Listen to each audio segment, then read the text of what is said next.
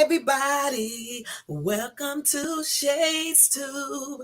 Hey, y'all, what's up tonight? What's up on this late night? It is Friday. Thank God it's Friday, y'all. And it's time to party tomorrow, for y'all. All righty, what's going on, everybody? I hope everybody's having a good night. I know on the East Coast, people are probably asleep or maybe even out or whatever they're doing. But here on the West Coast, y'all, it's still early. So therefore, I'm in here doing another live, y'all, because I got time tonight. You know, let me see if I can fast forward this. Let me put my little song on for y'all.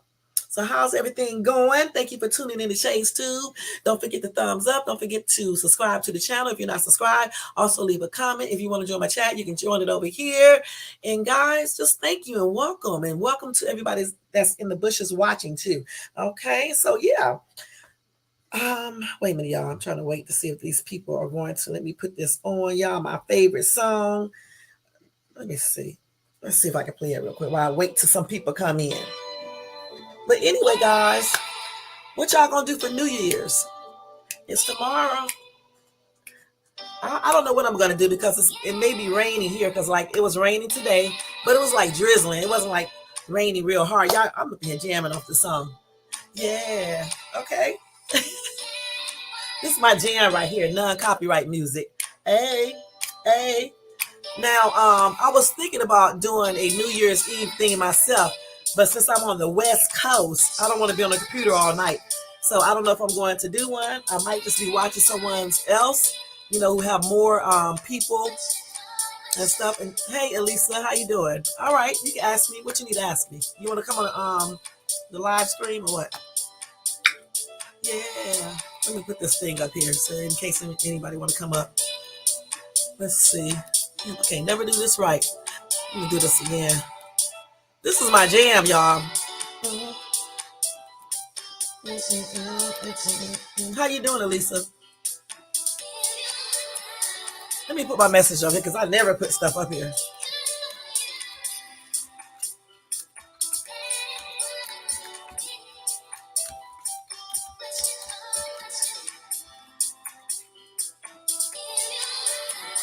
Okay, I'm not gonna put all the other stuff. Did you hear about the Idaho College student murders? And the suspect was arrested today. It was pretty big news. Yeah, I'm gonna talk about that actually tonight. Let me stop this.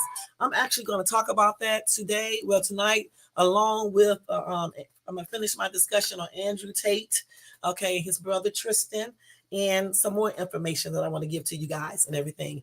But yeah, I'm glad you brought that up because I was watching that and everything, and I actually got an article on it that I can go ahead and read right now. So what's your opinion of it?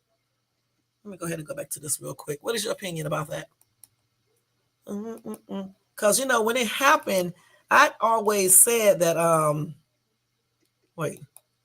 always thought that maybe the person who did it had to know them because the person knew where everything was and the dog didn't bark and things like that. So I'm actually thinking that they may have met this person before. And I don't know what happened. And I don't know what happened or whatever the case is that made him go crazy like that. It scared me so bad. I've been sleeping with my door locked. And I think the guy who did it was some sociopath, budding serial killer. Probably was. So let me go ahead and read that article because I do have it on my phone and stuff. He probably was. But I still think that maybe they ran into this guy before, right? And something happened. Because again, why didn't the dog bark? Okay. And then how did he know where everything was and things like that? So anyway, this is the article right here. So they say what we learned from authorities after arrest in Idaho killings. The charging of a suspect. I hate when they put this article up here like this. I don't want to do this. Like, oh my God, they make you sign up for stuff on here. This is crazy. I do not want to do all this. New York Times is a mess. Okay, so the charging of a suspect was the first major break in the case of 4 young people. God.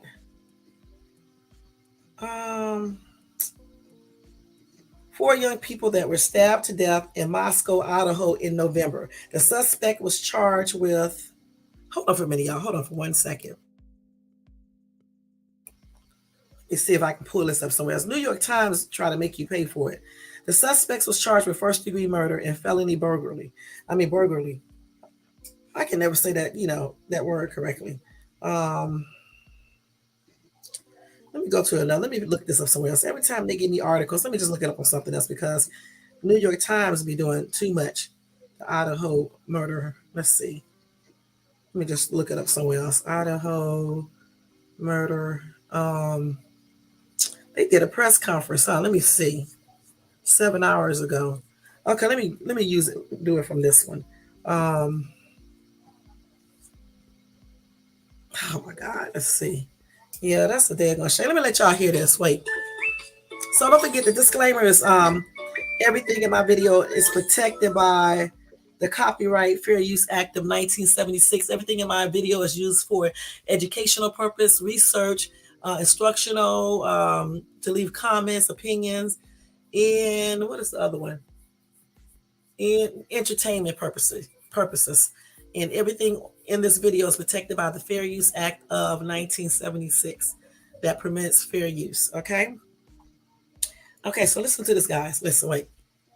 This is let me see how long this is because we don't want to listen to. Oh, we're not gonna listen. Yeah, it's just 2 minutes. No, I'm not gonna listen to this whole thing because it's 2 hours. Actually, we may not listen to that one because that's pretty long. Wait, let me go to another one. Okay, let's go to this. Let me go back to the Idaho murder. I don't want to hear that press conference. I just want to see the article on it. I want to pull up the article on it. Let's see, Idaho murder update. Let me do it like this so I can get a free site to look at this. Okay, let's see. Apparently, he had a creepy Reddit post asking people to do a survey where he asked ex-cons to answer weird questions such as, how did you feel when you were looking for your victim? That's so damn weird. Yeah, he probably was a serial killer in the making. Okay. So he's a grad student. He was going by at a nearby school. So he was arrested in the killings of 4 University of Idaho. Let's listen to this video real quick, y'all. Let's see this video. Let me turn this music down. Let's see. Okay, let's see if this will play. They got a commercial on first, y'all. These people, these ads, man. Let me turn these ads all the way down until this ad goes off. And then I'll read this article on it too. Try to read it correctly tonight. Let's see what they say. Yeah. Okay, listen. In connection to the murders investigation of 4 college students in Idaho, 2 federal law enforcement sources tell CNN that the FBI took a suspect into custody in northeastern Pennsylvania. The arrest comes nearly 7 weeks after the students were found stabbed to death in a home near the University of Idaho campus. Police in Moscow, Idaho will hold a news conference later this afternoon, and CNN's Veronica Miracle is live in Moscow, Idaho with the very latest. Veronica? Well, Amara, as you said, those federal sources telling our CNN's Josh Campbell and Mark Morales that an arrest has been made. We understand that at this point it is a man in his 20s, but beyond that, there are very few details coming out at this hour. I did speak with police this morning where they said there is going to be that news conference at 1 p.m. today. They would not tell me any further details, but just for context, this is the first press conference that the police department has held in weeks. We understand that this is going to be obviously a major development where they're going to be talking about that arrest, but it has been nearly 7 weeks since the murders happened here at this home behind me. And you can see actually today, another monumental day here at the crime scene that has been very relatively quiet over the past few weeks. There is a cleanup crew here cleaning this house today, and it's going to be eventually turned back over to the property owner And so we understand that so much is happening here in Moscow, and the police department making this big announcement today. And it also comes on the heels when two families are going to be holding a celebration of life this evening in Coeur d'Alene. It's about an hour and a half. So let me go ahead and read the article to you guys. Oh my God, this coming here every time I start. Okay, so it said the graduate student at a Washington State University was arrested Friday in his home state of Pennsylvania and last month killing a 4 University of Idaho students in their off-campus home. A brutal attack that rattled a small college town, authorities said. A criminal complaint charging Brian Goldberger, 28, with 4 counts of murder in the first degree, as well as a felony burglary, okay, was filed Thursday. Latah County prosecutor Bill Thompson said in a news conference Friday afternoon in Idaho. Authorities narrowed their focus to Goldberger after tracing his ownership of a white Hyundai Elantra seen in the area of the killings, according to law enforcement sources briefed on the investigation. Goldberger's DNA has also been matched to generic material recovered at the off-campus house where the students were stabbed to death, according to the sources. Genetic genealogy helped investigators identify the suspects, a source with knowledge of the case said. DNA found in Idaho was taken through a public database to find potential matches for family members, the source said. Once family matches were found, subsequent investigative work by law enforcement led to the identification of Koberger, according to the source. The suspect drove across county. No, the suspect drove across county in the white car to his parents' house, according to another law enforcement source. And it's actually said the suspect drove across, should have been across the country in the white car to his parents' house, according to another law enforcement source. Sometime right before Christmas, we were zeroing in on him being in or going to Pennsylvania, the source told CNN. So this is the dude right here looking crazy as ever. Okay, let me show y'all what he look like. This dude looks psycho. For real, for real. And I mean for real. Let me see. So yeah, he was probably a serial killer to making. That's what he looks like. Looking tripped out. Okay, let's see. What did you say? What a terrifying way to die in your bed in the dark, attacked and stabbed to death by a stranger. By the way, does he look 28 to you? I was shocked seeing his face. Yeah, I was getting ready to say he looks old. Yeah, he does not look 28. He looks really old. Okay, let's look at him again. He does not. Are they sure he's 28? Because he looks old. You're right. He looks really old. This is him again. That's what I was going to say. He looks old. Actually, he looks like he's 30 something. Could even pass for 40. He had a rough life or something because he does not look 28 at all. Tripped out. So let's see. An FBI surveillance team from the Philadelphia field office had been tracking him for 4 days in the area where he was arrested, according to the sources. While he was being watched, investigators from the Moscow Police Department, the Idaho State Police Homicide Bureau, and the FBI worked with prosecutors to develop sufficient probable cause to obtain the warrant. Once the arrest warrant was issued, the Pennsylvania State Police and the FBI made the arrest. Moscow Police Department Chief James Fry said at the news conference, an Elantra has been located, but investigators are still looking for the knife used in the killings. He didn't reveal any details about the case, including when the suspect became the focus of the investigation or whether he knew the 4 students who were killed. These murders have shaken our community, and no arrest will ever bring back these young students, Fry said. However, we do believe justice will be found through the criminal process. Okay, Fry said it was a very complex, extensive case. We developed a clear picture over time, he said, but be assured that the work is not done. This is just started. Authorities at the news conference asked the public to keep calling the tip line with information. After the suspect returns to Idaho, a probable cause affidavit used to obtain the arrest warrant will be unsealed. Hmm. Okay, records show Kohlberger was arraigned Friday morning in Pennsylvania, and he has a court hearing on extradition January 3rd. Thompson said the suspect is being held without bail. Good. And he is being represented while in Pennsylvania by a public defender.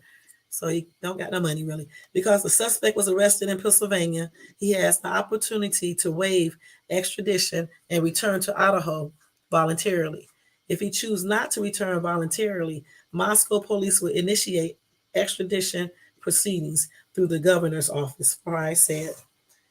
If we do that, it can take a while for him to get here, he said. Okay, according to a news release from Washington State University, Kohlberger completed his first semester as a PhD student in the school's criminal justice program earlier this month.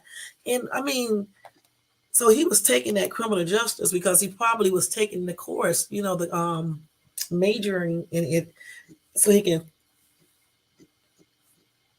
when he plan his killings and stuff, so he can get away with it. You know, I mean, because when you take those courses, because I went to school for criminal justice at first, and all those classes you take and stuff, he probably was taking that because all along he knew that he liked killing people, and so he wanted to be able to get away with it. And so, what's the best way to do that? By taking courses. I think he decided to attack these people as a way to test out what he feel like killing people, and then was most likely planning to attack within a few months or so again had he not been caught. I believe so too. Like you said, I believe he was a serial killer in the making. But the thing is, though, he had to have been watching them because, and then also too, the dog did not bark. Okay, that's kind of weird. Usually, if you come into a person's house and they have a dog, okay, and the dog does not know you, the dog will bark. Okay. And even if he would have thrown some meat or something to the dog, they would have found traces of that. So why didn't the dog bark? That's the question. So did he know them somewhere or seen them somewhere or something like that? That's what I'm wondering.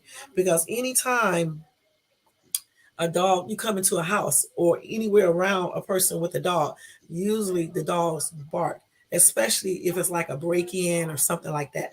That's kind of odd. Let's see what else did they say. So Elizabeth Chilton, chancellor of the University Pullman campus, said the school police department assisted Idaho law enforcement. Hold it for a second.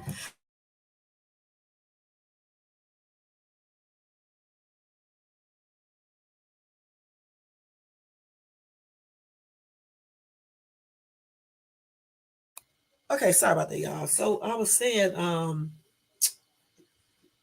okay, so the chancellor of the university's Pullman campus said the school police department assisted Idaho law enforcement officials in the execution of search warrants at Kohlberger's office in his apartment. A CNN team in Pullman, which is only about 9 miles from the site of the killings, saw law enforcement activity at an apartment complex where graduate students live. We also want to extend our deepest sympathies to the family, friends, and Vandale colleagues who were impacted by these murders, Chilton said. We will long feel the loss of these young people in the Moscow Pullman community and hope the announcement today will be a step toward healing.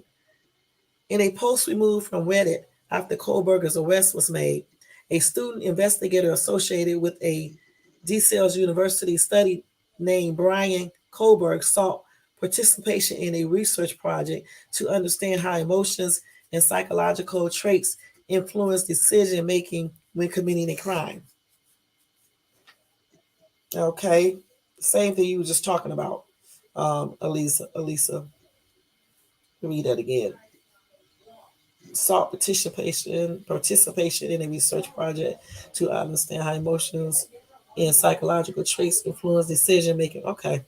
In particular, this study seeks to understand the story behind your most recent criminal offense, with the emphasis on your thoughts and feelings through your experience. The post said it is unclear who wrote the questions of the survey. I believe the dude is a little bit off. I'm gonna be perfectly honest, okay? I really do. I believe something upstairs is not there, because when you think about it, he was if he wrote those questions to do research. I'm wondering, do you think he might have did those killings to find out? I mean, that's weird. But then again, still, like I just said before, if he did do that just to find out, what it feel like to answer his question he wanted to know, still, why didn't the dog bark? And how did he know um, what rooms to go inside of or where to go and things like that? And why didn't he kill the other people that were there in the home? So I'm just trying to figure out, did he see these kids before or what? Okay, so it says that one of the principal investigators of the study, a professor at DeSales University in Pennsylvania, declined to comment on the matter. Why? Kohlberger graduated in 2020 with a bachelor degree, according to a school spokesperson. In June 2022, Kohlberger completed his graduate studies for the Master of Arts in Criminal Justice program, the spokesperson said. So he was probably learning things, how to get away with crimes. Clearly, he didn't practice good enough because he got caught. But I don't know. I just believe the guy is a little off, because when you think about it, I mean, if he did those questions, why did he want to know that so bad? It said the suspect also graduated from North Hamilton Community College with an associate degree in arts and psychology in 2018, a spokesman for the school in Pennsylvania said. Okay, let's see. So I don't know, because that's kind of strange. Let me see when he did this stuff exactly. Let's see. These are the students right here. Okay. This is what they look like. I guess y'all should already know, but I'll show y'all what the students look like. So these are the students that he killed, stabbed to death. But wasn't there other roommates in that house? So why didn't he do anything to them? Let's see what she said right here, Lisa. Let's see what you said. He could have sneaked in, shut the dog into a room before the girls got home, and then hid somewhere waiting to attack. Yeah, that is true. You're right. He could have did that. You're right. But then he also stabbed the boy, right? Let's see. I also think he tested every room door and found them that way. Oh, okay. Wow. Let's see. Okay, so they were all asleep when they were each stabbed multiple times in the early morning hours, authorities have said. Some of the victims had defensive wounds, a coroner said. Okay. Let me see. I want to see the original story. Let me look up for the original story when it happened, because I want to see exactly. Let me see. Let me see Idaho murder of students. I want to see because I can't remember exactly what they said happened. Let's see. Let's see here. I want to see the old stories, because they got all this new stuff on here. But I thought they said that I know none of the other. I thought they said they had other roommates there, and they didn't even wake up. They didn't even hear anything. Let's see. They didn't even hear anything when it happened. Let's see. They got all this current information. So let's see. They got all this current stuff. I can't find. I want to see the original article when it happened. Let me see. Maybe they say it right, because they got a timeline right here. Let's see the timeline. Okay, so on November the 12th at 8:57 p.m., Gun Cabs posted a series of cheerful pictures on Instagram with the caption, "One lucky girl to be surrounded by these people every day." Okay, so let's see. They said all the four victims appeared to be friends based on their social media interactions, and posted a photo with two other friends just hours before they were found dead on November the 13th. That night, Morgan and Gun Calves hung out at a corner club, a downtown bar at 202 North Main Street, while Chapman and Coronado went to a party together at the Sigma Chi House at 735 Nez Pierce Drive on campus, according to police. On Sunday, November 13th, two victims spotted at Grub Truck. Morgan and Concalves were captured on a Twitch live stream at 1:41 a.m. at the Grub Truck in downtown Moscow, where they ordered carbonara and chatted with people nearby. A man wearing a hoodie standing near them became the subject of intense online speculation, but police later say he is not a suspect. So they must have been thinking this other guy right here was a suspect. Let me show y'all this little video right here, real quick. This is tripped out, y'all. Let's see. Wait. Let's see what's going on. His ass. Wait a minute. Let me let this damn ad go off. Because it's not only just taking supplements, it's also It's gonna go off in a minute. We just watch this ad. All of this is protected by the Fair Use Act, the Copyright Act of 1976. Everything here is used for educational purposes. Have a good night.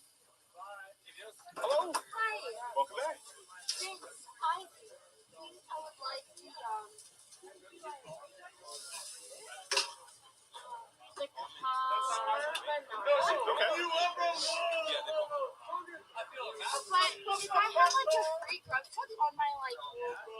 Oh, yep. So what you want to do is, we'll actually do this. There you go. Thank you. Absolutely. How many more do you need? That's the second one? Awesome. Dawn's mom. Oh, wait. Yeah, one more. Maybe I didn't have a shoe. It's right here. And then what was the back? Don't forget to remove the The screen. The carbonara. carbonara back of the week. Here, I'll grab it for you. Excellent. And then click see rewards. Enjoy. And it looks like you do not quite have enough points yet. Oh, that's okay. That's good. $10 for you.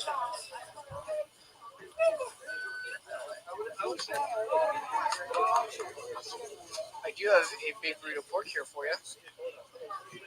Cool. Thank you. Thank you very much. Where's the pen go, guys? Where's my pen? How are you guys doing? How are you? I'm doing fantastic. Seems a lot. Okay, so this video right here must be what they was doing before everything happened. Obviously, before when they was out. Excuse me.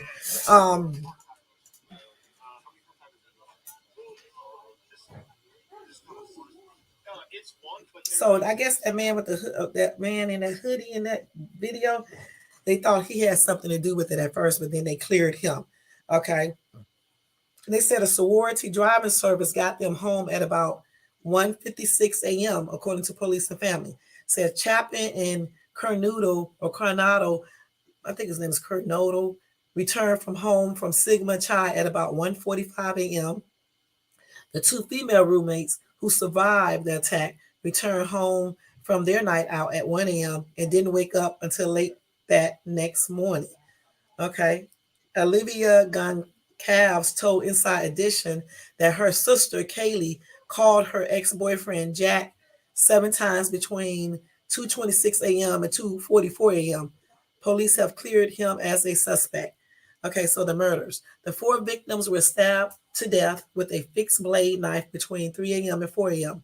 on the 2nd and 3rd floors of the home. Goodness, according to police. The murder weapon has not been recovered. Okay, the surviving roommate summoned friends to the house because they believe one of the 2nd floor victims had passed out. A call to 911 was placed from one of the surviving roommates' phones at 11:58 a.m. from inside the residence, reporting an unconscious person. Police said multiple people spoke to the dispatcher.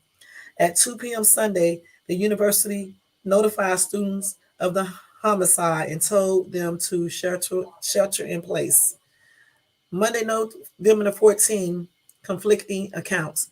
Moscow Mayor Art Beget told a news outlet that the slayings were a crime of passion, okay, before backtracking in a statement to Fox News Digital, saying that this was one of the several potential motives being probed by investigators.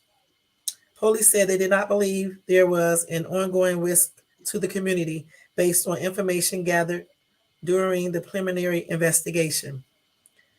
In another statement, police told the public this was an isolated target attack and there is no imminent threat to the community at large.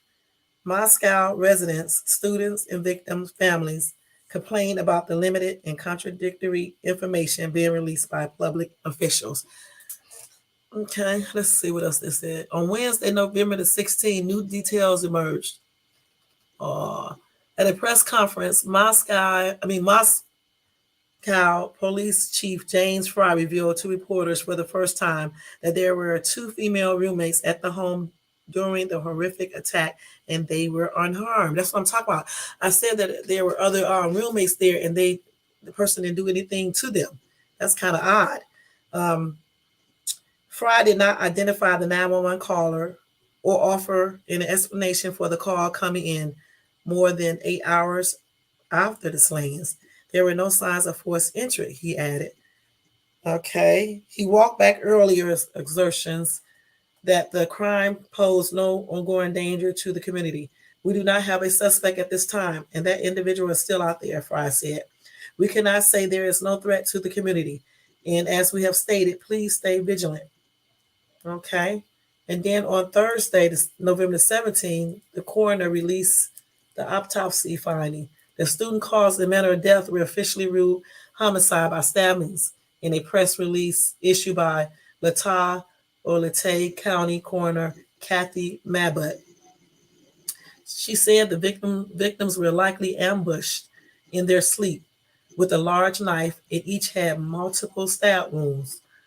Okay, some of the victims had defensive wounds, suggesting they awoke during the attack. There were no signs of sexual assault. Police released an aerial map plotting the final movements of the four victims from the evening of November the 12th to the time of their murders. Police also asked the public to submit tips and surveillance footage.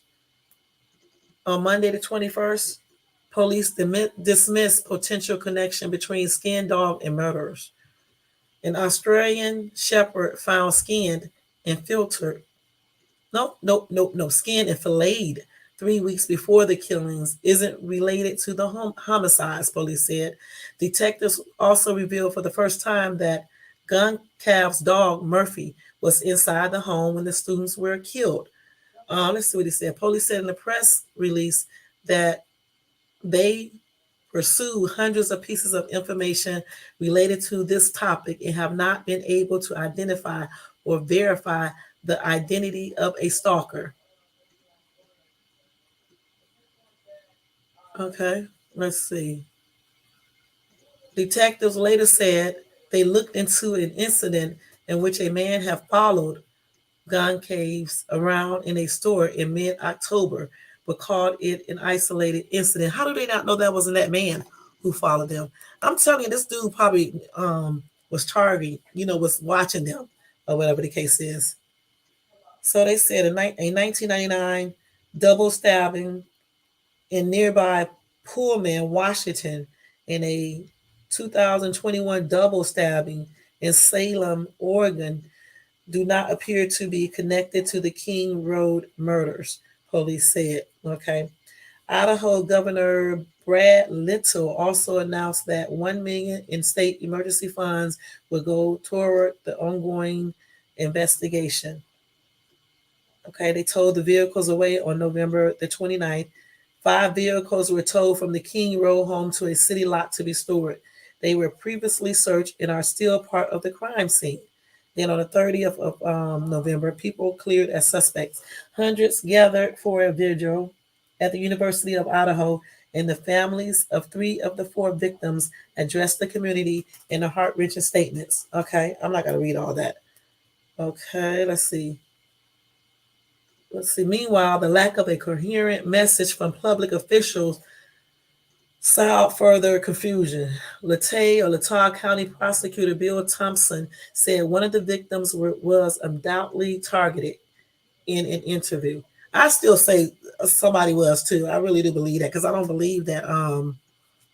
I believe the guy was watching them, okay, and he knew who he wanted to kill. Let's see. As far as the guy, I think he was unexpected. So I think the killer came in, went up to the two girls' room, killed them. The boy heard and woke up, probably called them when he encountered the killer. Could be. You could be right. Let's see. I'm gonna be calling all the damn time. Hold on, y'all. Wait. The killer then was able to overpower and kill him as well as his girlfriend at the point. I think the killer was spooked by the male in the house and quickly left afterwards instead of going for more. Could be, you never know. But still, who was the man that was following the other guy in the store? Okay.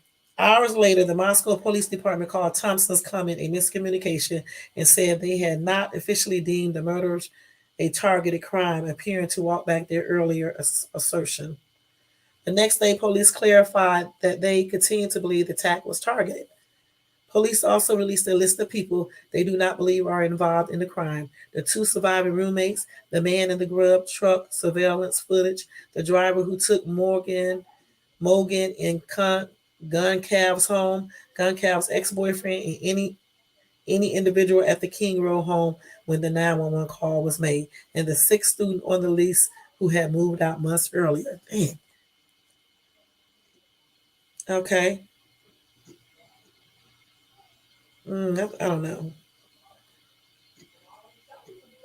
Cute girl who was killed too. All of them was nice looking. So police asked the public for help tracking down a white 2011 to 2013 Hyundai Elantra spotted near the crime scene around the time of the murders. That was the murderer. That was his car. That was him. Remember when they said he was driving a Hyundai Elantra? Okay.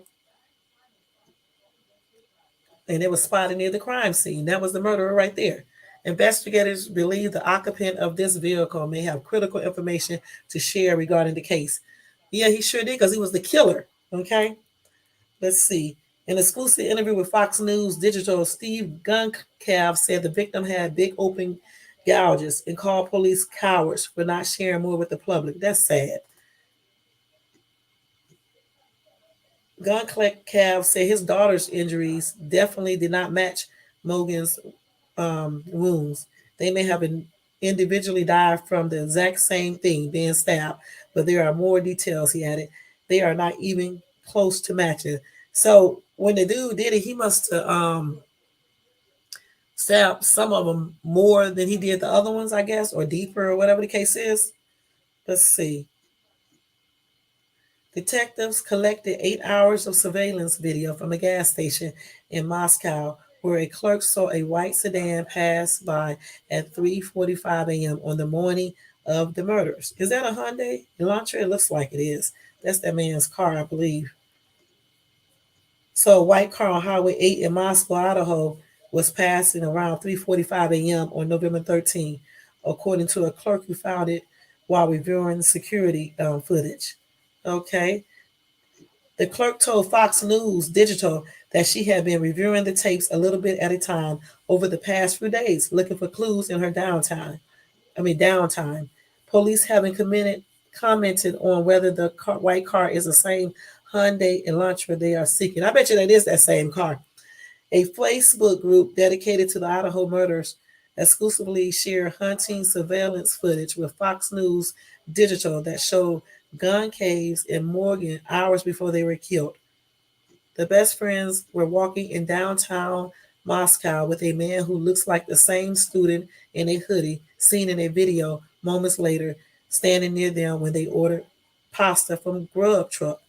The women are discussing someone named Adam, who the Guncalves family lawyer said is a bartender, but it's not the person who did it. Okay. So they was inside the bar. A newly leaked image shows Guncalves and Morgan hanging out at the Corner Club bar in downtown Moscow. before returning home in the early hours of November 13th. It appears to have been taken by a security camera inside the bar. If the timestamp is accurate, it would have been taken at 1:32 a.m. Then on Friday the 30th of December, which is today, the suspect is arrested. Washington State University PhD student Brian Christopher Kohlberger was arrested in Eastern Pennsylvania on an Idaho warrant, charging him with 4 counts of first-degree murder and felony burglary. Kohlberger, 28, was studying at the College Department of Criminal Justice and Criminology in Pullman, Washington, about 8 miles from the King Road home where the victims were knifed to death. And that probably was his car too, and that was him driving around and things like that. The FBI and local police arrested Kohlberger at what appears to be his parents' home in a gated community in Albrightsville, Pennsylvania, according to a police report. And yeah, he looks old. Police said that they had recovered a Hyundai Elantra, but did not confirm whether it belonged to the dude, the killer.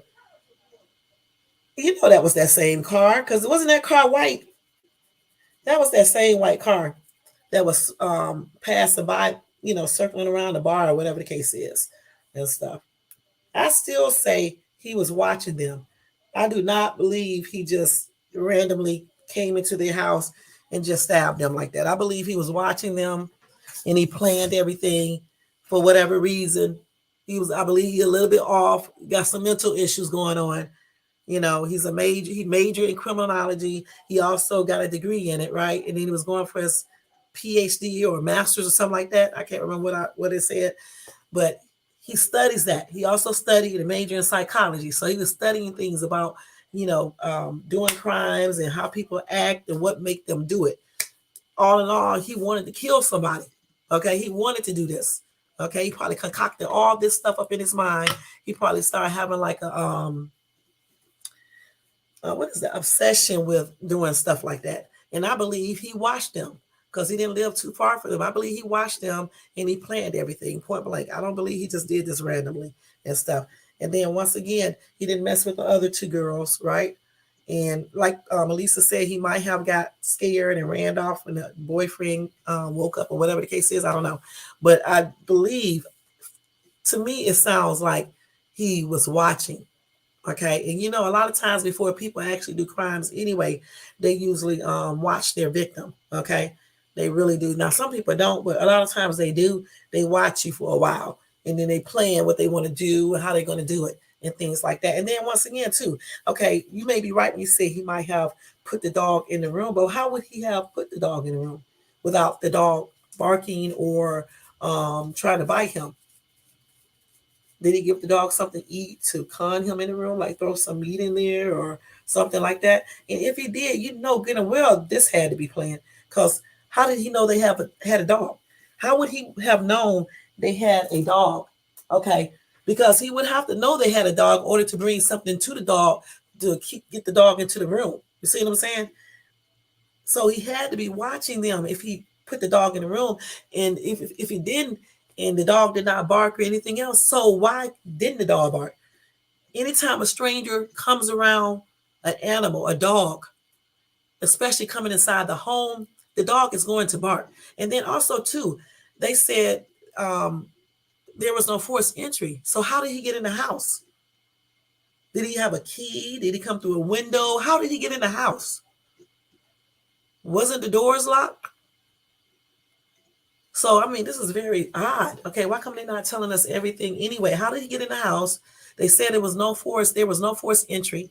Why didn't the dog bark? Okay, so if he put the dog in the room, if he don't know them, how did he know they have a pet? So he had to be watching them. And then how did he know they were asleep? Okay, because they were out. They were out. How did he know when to come to the house? Let's see. He came through a sliding glass door on the second floor that had stairs from the outside leading up to that screen door. Wow. People say he came in through a sliding door. But still, if you have a dog And dogs, they can sense, they can hear, they can smell when a person come in, regardless of where they're coming in at. You know what? When I come home sometime and people have dogs around here, before I even get up to where they live at, the dog is barking. So why didn't the dog bark? Regardless of how the dude got in the house, if you have a dog, the dog will hear you. He will smell that a person that does not belong here is in the home. He's going to bark. That's why people get dogs. Okay. And yeah, he could have came through the sliding glass door and all that other stuff. And then how did he know it was a sliding glass door up there? How did he know this? So clearly he must have been watching them. Okay. And I'm thinking he had to be around the house before. Okay, for real. And that white car that kept on passing by the bar, I think that's what I said, that was probably his car. Because I think they said it was a white Hyundai Elantra, if I'm not mistaken. And that car, let me show you that car. That car looks like the same. Let me see if I still got that article. That car looks like the same car. Let me see. This car right here, is this not his car? Wait. This is the car that was circling. This car right here, that was captured on a cell phone photo of a computer screen showing a white car on Highway 8 in Moscow, Idaho, around 3:45 on November 13, according to the clerk who found it when she was reviewing her security footage. This is the car right here. Let me show y'all. Isn't that same car? Isn't that a Hyundai Elantra? People who know cars real good. I think that is. It looks like one. And I think they said he had a white car, if I'm not mistaken.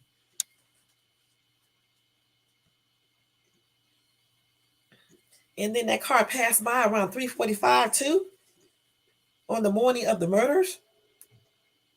And then what else did I read in here when I said that the dude, what did they say about the dude? I can't remember what it was. Yeah, they said they was trying to find the person who was driving that car. That's what they said. They kept on coming around. I think they said that. Let's see. I think they said something like that. Because they cleared the guy with the hoodie on. And they cleared the bartender and all those other people. So I still believe that car right there was that the killer, okay? I really do believe that was him driving around, because he had probably running from the crime scene then. Yeah, that's his car, because they recovered a Hyundai Elantra. And it's probably the white one that we just saw in that footage. But they also said something else about that car. I can't remember what it was. They wanted to question the person who was driving that car, which is this dude who killed them. But I still want to know. I can't wait till they release what he say to them, because I still want to know exactly why did he do it, okay, and what made him do that. And I still say he had to be watching those students point blank. And he had to know that there was a screen door up there they can go through. He had to know this. He knew that they had a dog. And I don't know why the dog did not bark. Because even if you put the dog in another room, still the dog would be barking when you're trying to put him in another room. And a dog will sense somebody coming into a house regardless which way you come in. That's why people get dogs, because they are perfect security systems. So I'm trying to figure out exactly, how did he, I'm trying to figure out exactly what happened, because I actually believe that he was watching them. Maybe he met up with them once before and they just forgot, or talked to them, or whatever the case is, because he had to be watching these kids point blank to know where certain things was. So this is, I can't wait to find out, when they release whatever he say. I can't wait to see what exactly he say happened and why he did that. And then he majoring and got degrees and stuff in criminology. Okay, so he's in psychology. So he's studying certain things about murdering and people being victims and things like that and being a killer. He was studying stuff like that too. That's why he probably wrote those questions, right? And wanted to get people input on the topic that he was discussing, and which involved murders, how they think and things like that. I think that's what I read. I'm telling you, this dude is not wrapped too tight, okay? You can tell just from certain things. A lot of people be crazy anyway, and they like to major in psychology. I'm gonna be perfectly honest. A lot of people be nuts and they major in psychology and things like that. Okay, let's keep it real. And some people even take, go to school for criminal justice and be thinking, concocting up weird stuff in their mind. Look at that other, what was he, a highway patrol officer? I can't remember, who posed as a 17-year-old dude, right? And then he met up with a girl, and then he killed her parent and grandmother, I think, and sister or something like that, and then set the house on fire. Look, he was a law enforcement person, okay? And he look what he did. So a lot of people, some people, not a lot, some people who are potential killers or end up being a killer, a lot of them be super smart. Some of them major in criminal law and things like that, criminology and psychology, so they can understand the human mind, how people think.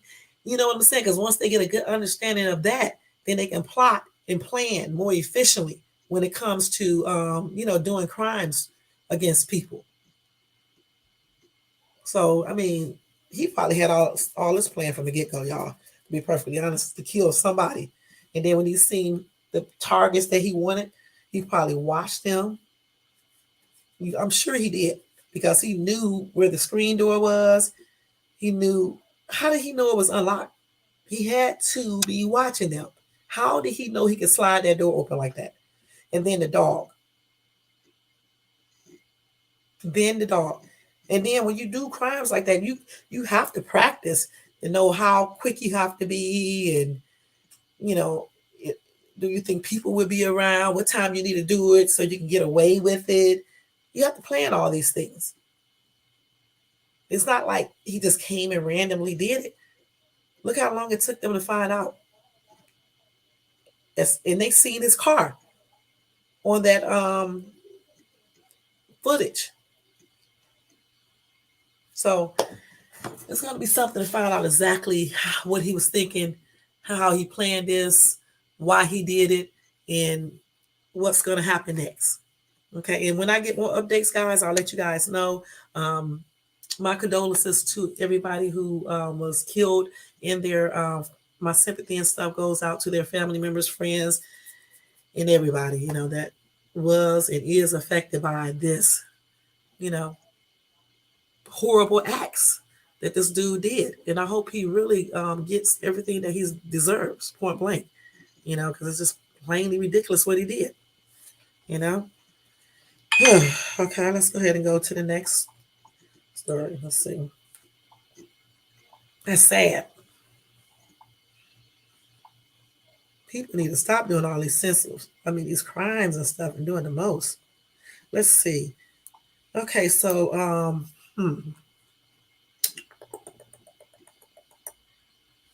sometimes I wonder how people can actually sit there and concoct up an entire plan to do harmful things to people and to kill them. You got to really be crazy. I mean, for real. Okay, because how can you sit up there and think about killing someone and then actually going out there to do it? You got to be really nuts, for real. Okay, let's see. So y'all know that Barbara Walters died today. I actually found out about this like at 6:30 p.m. today, Pacific Standard Time. Let's see. She was 93 years old, y'all. So she did live a long, blessed life. 93. Let's see. I got to stop saying I always rewatch my videos, and I know yesterday when I did my video, I said so many times. So let me stop saying that.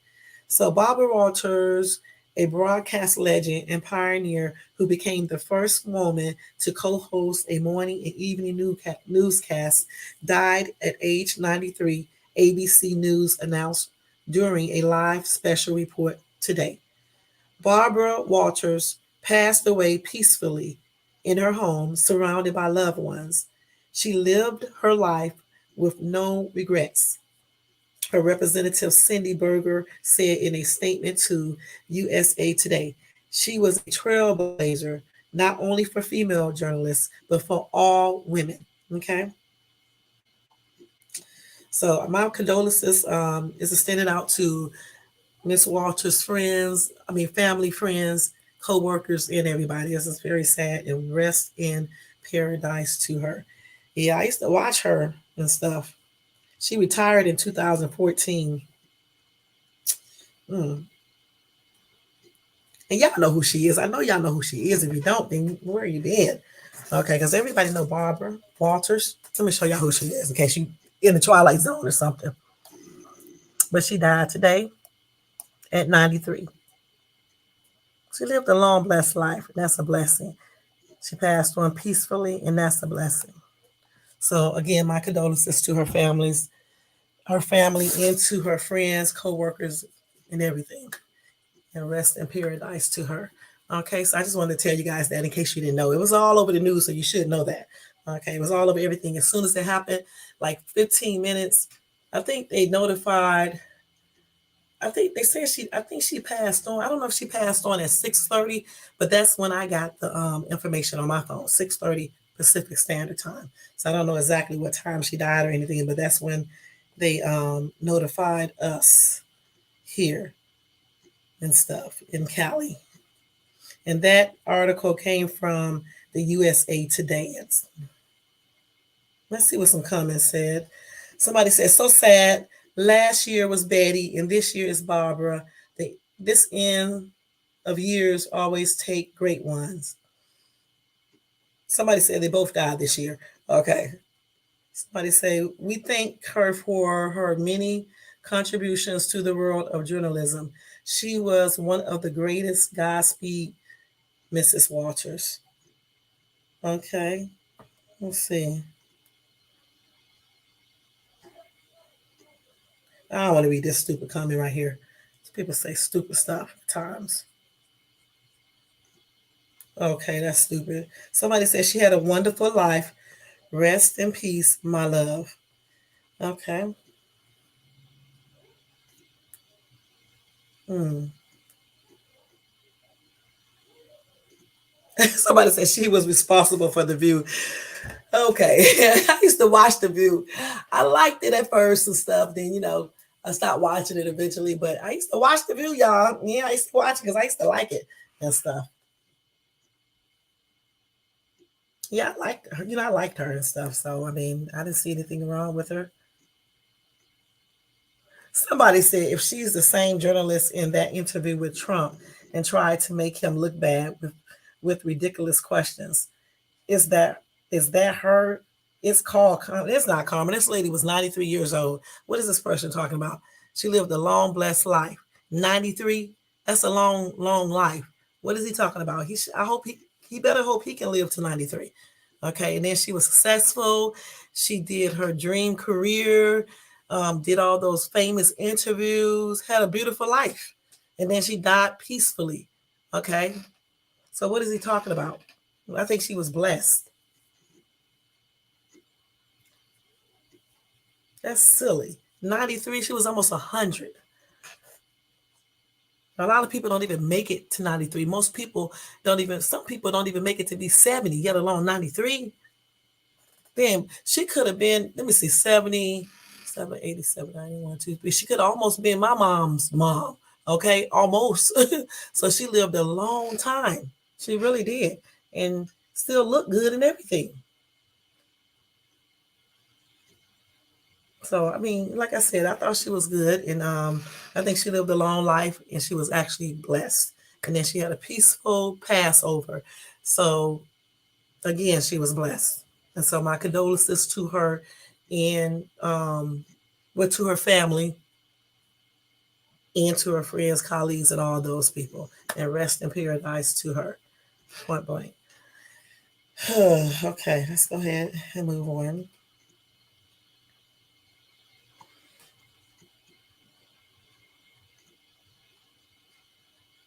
Oh boy.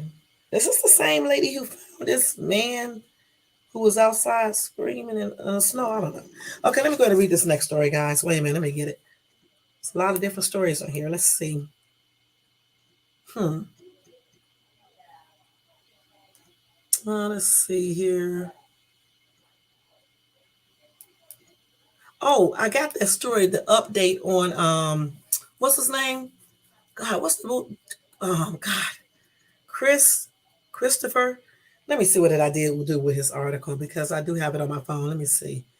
Because I told you guys about him yesterday, him and his brother, Tristan, and I think Chris.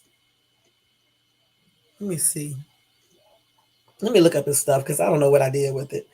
I was like, my son was telling me today that they arrested them and detained them for 30 days in jail while they do an investigation to find out if they actually did the crimes they suspect them of.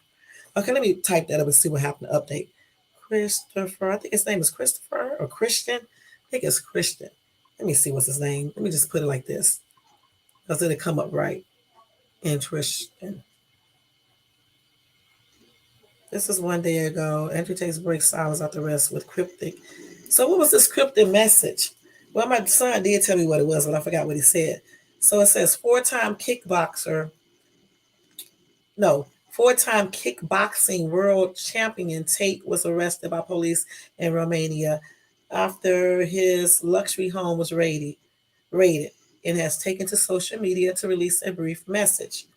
Let's see what this message say. I want to see what it says. I didn't know he was mixed, y'all. I did not know his dad is black. Okay, let's see. I'm trying to figure. It's the same story I read the other day. I don't want to read that again. Let's see. I'm trying to find out what that cryptic message was. What was that cryptic message? Let's see. Let me ask my son. Sean, what did you say his message said today on Twitter? Did you Andrew? Oh, it said the Matrix. They something agent. What? The Matrix agent. Come here and tell me because I don't know what you're talking about. My son is going to tell me what he said. All right, so Andrew Tate said the Matrix agents, they basically sought him. The Matrix agents try to get him, basically. Who is the Matrix agents? The government? Yeah. So yesterday when you was telling me that you were saying something about the SWAT, you said they don't normally SWAT in Romania. Yeah, they don't normally SWAT people. How do you know? Because I know about the country. Okay, and so you said yesterday he ordered pizzas. Yeah, he ordered a pizza, but it's not from the pizza box. News already came out. And he tweeted again 6 hours ago, so he's obviously not locked up. He is locked how's up. He tweeted? I don't know, maybe exactly. So where is he at then if he's not locked up?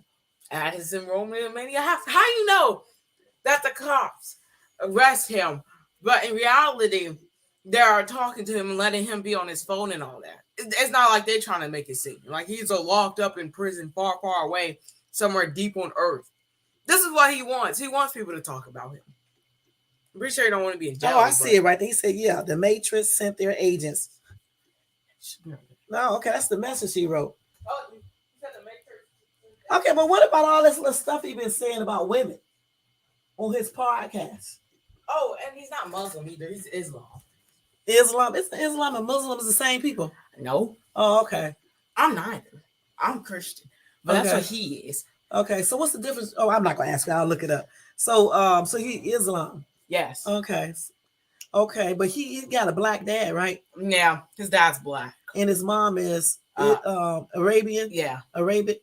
Yeah. Arabian or whatever? Yeah, okay. And he was actually joking with the cops in the car too. Oh yeah, he wasn't, because he did this something. He did this saying he would be good when he was in the car. He didn't have handcuffs anymore. His hands was free. He did this when he was in the car. He made a thumb saying he would be good when he was in the car. in the video. But then they said today that he's going to be arrested for 30 days. Well, that's what they say. I'm reading different news outlets. What outlet are you going to? Because I don't see anything on here. On Fox, it says he was arrested for money laundering, and on other outlets, it's saying he's been arrested for the human trafficking and rape allegations. I don't know which one to believe. On Fox, let's see, Tristan Tate, and what's the other one name?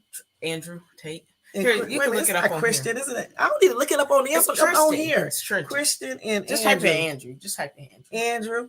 Yeah. Right here. I already got that, but I want to know what did he say. Twitter. Let me see. Let me go to Twitter. No, I see on Yahoo News. Let's see. What's Twitter? Let's type in his Twitter. I want to see his Twitter. Let me see what Twitter people are talking about. I want to see what they're saying. Let's see, Tate. Let me put that on. So what's this about? He was beating women with a belt. Oh no, that's not true. Even the girl came out and say it wasn't true. It was porno video. On a porno video? Yeah, it's not real. Jeez. So he said the Matrix will only tell you what the Matrix needs you to believe. The Matrix sent their agents.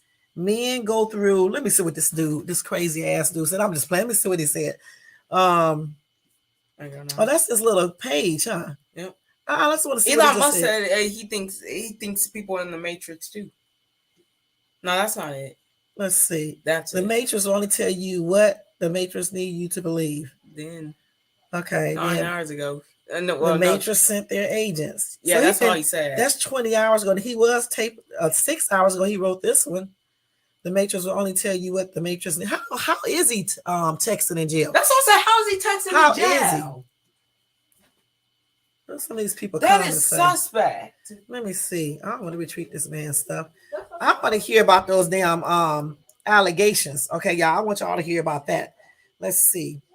Let's say Andrew Tate rape and human trafficking. Okay, let me read that. That's what I really want to see. Okay, y'all. Let's look at this dude. Okay, so that's what he was detained in Romania over. He was detained for rape and human trafficking. You don't have to come back and talk about him. I got it. Thank you so much.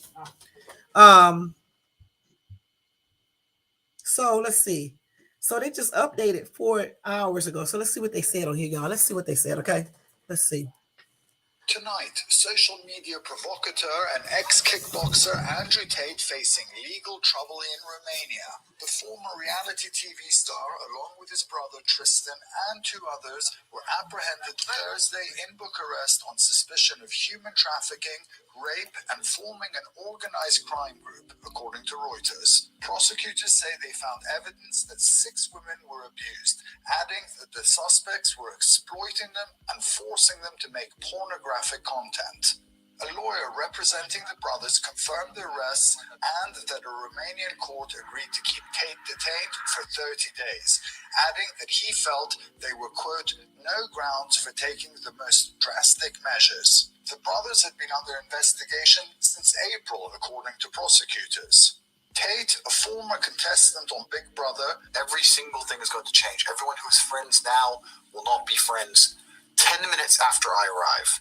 A self-described success coach, welcome to the real world, has amassed a massive social media audience, known for his misogynistic remarks and controversial opinions on masculinity. For example, this interview. You think women are as smart as men? Well, it's been proven that the smartest people in the world are men. Men are more likely to be on the extremes. So the most stupid people on the planet are men, and the most intelligent people on the planet are men. So this has all been proven. By who? To read the study. What study, bro? Google it. His remarks clearly often provoking indignation, and they've gotten him banned from most major social media platforms. But Elon Musk recently reinstated his Twitter account. And Elon is truly a hero of free speech. His reestablishment resulting in millions more followers. He ended up taunting environmentalist Greta Thunberg while bragging about his car collection. She responded, telling him to get a life, and he fired back with this video. Please bring me pizza and make sure that these boxes are not recycled. Tate tweeted a video showing he was in Romania just days ago, but it's unclear how authorities tracked him down. In July, Tate denied accusations he was misogynistic or involved in human trafficking in an email to NBC News. But after a raiding of his property in an upscale neighborhood by Romanian police, he's facing a far more serious legal battle. Ali Ruzi, NBC News. So, Thanks for watching our wait. YouTube channel. Follow today's. So now you just heard it from the news, everything. So, I don't know. They said they got evidence. Okay, they said they have evidence that proves that he was holding those 6 chicks against their will, forcing them to do pornographic thing, pornographic movies, I guess, or videos or whatever, which includes probably rape and everything else they were doing. So I don't know. It just sounds like they may be, I don't know for sure because I don't know, but it just, to me, they may not, I don't know. It just don't sound like they're innocent to me. I'm going to be perfectly honest. And as far as some of those comments that he have made, like in one of them, he said, women belong in the home, can't drive. Wait, let me just read this. This is from The Guardian. Okay, on one of them, he said that, wait a minute, women belong in the home, can't drive, and are a man's property. Okay. I don't know why he says that. Because if a woman don't drive, and they would just be straight up, it wouldn't be a good thing because a man can't do everything. You know what I'm saying? Men cannot do everything. You need a woman. Okay, you need a woman to help you out. You need a woman to do things that you can't do. You need a woman to be independent as well. Why would anyone want to be solely dependent on a man? Because anything can happen, to their spouse, and then they won't be able to do anything. But he say he's into Islam. I thought Islam and Muslims were similar. I'm gonna have to look that up. But I'm sure that Islams think that a woman, some of his views probably come from that. That's what I'm trying to say. Okay, and they believe if they're similar, I have to look them up because a lot of religions do believe that a woman place is in the home and blase, and I know Muslim religion definitely believes some of that and stuff. And I don't know why he think a woman is a man's property. That's just a daggone straight up lie. Okay. Now, when a man and woman gets married to each other, I wouldn't say they are each other's property, but they do have, biblically speaking, they do have like ownership over each other's bodies, if I'm not mistaken, but not like he's saying it. Then he said he also thinks rape victims must bear responsibility for their attack and dates women age 18 to 19 because he can make an imprint on them, according to videos posted online. Hold on, y'all. This is crazy. Hold on. What? I'm sorry. When a woman gets raped, it's not her fault, so she don't have to bear responsibility for any daggone thing. And no, he dates women. He probably dates women 18 to 19 because with him being 30 some years old, he can easily manipulate a chick that's 18 or 19 because they're just kids. When you're 36, you should not be dating someone that's 18 or 19 because they are just kids and your ass is almost 40. You are almost middle age. Let's see, 18, 28, 29, 31, 2, 3, 4, 5. See, like 18 years older, you can be that person's dad. So yeah, he wants someone that young so he can manipulate and control and try to mold to be like he want them to be. A lot of older dudes do this, just like older women who date younger boys. They do the same. Some of them do the same thing because it's easier to manipulate a younger person than it is an older person. because they don't be knowing. They're just coming out. They're just starting out. So when they meet an older person, it's just easier to mold them the way they want them to be, especially if they're taking care of that person completely. That's why he dates 18 and 19-year-olds when he is like 36 years old or 30 something. Okay. So he says he's a playboy, talks about hitting and choking women, trashing their belongings, and stopping them from going out. The thing about it, one day he will meet the right woman that he will hit and choke, and then he will get what he needs to get if that's what he was doing. Point blank. Trashing their belongings. Why? How does he, if this is true, how does he think this is good to do this? To trash their belongings and stop them from going out. Why? I know why. Because he's controlling. Controlling. That's ridiculous. Let's see what else they said. It's banged out the machete, boom in her face, and grip her by the neck. Wait, what? Okay. It's bang out the machete. Okay. Boom in her face and grip her by the neck. Shut up, bitch, he says in one video, acting out how he would attack a woman if she accuses him of cheating. Boy, please, you need to meet the right woman, somebody like me. So when you do all this stupid shit right here, you'll be finding yourself right in that void, straight up, point blank. I don't think no man has the right to be degrading a woman like that or hitting a woman. Period. Regardless if she's accusing him of cheating or whatever she's accusing him of. In another, he describes throwing a woman things out of the window. In a third, he calls an ex-girlfriend who accused him of hitting her, an allegation he denies. A dumb hoe. Okay. Tate's views have been described as extreme by domestic abuse charities capable of radicalizing men and boys to commit harm offline. But the 35, I'm so glad that I teach my son certain things, you know what I'm saying? So he can, when he hears certain things that people say online, he know not to do it.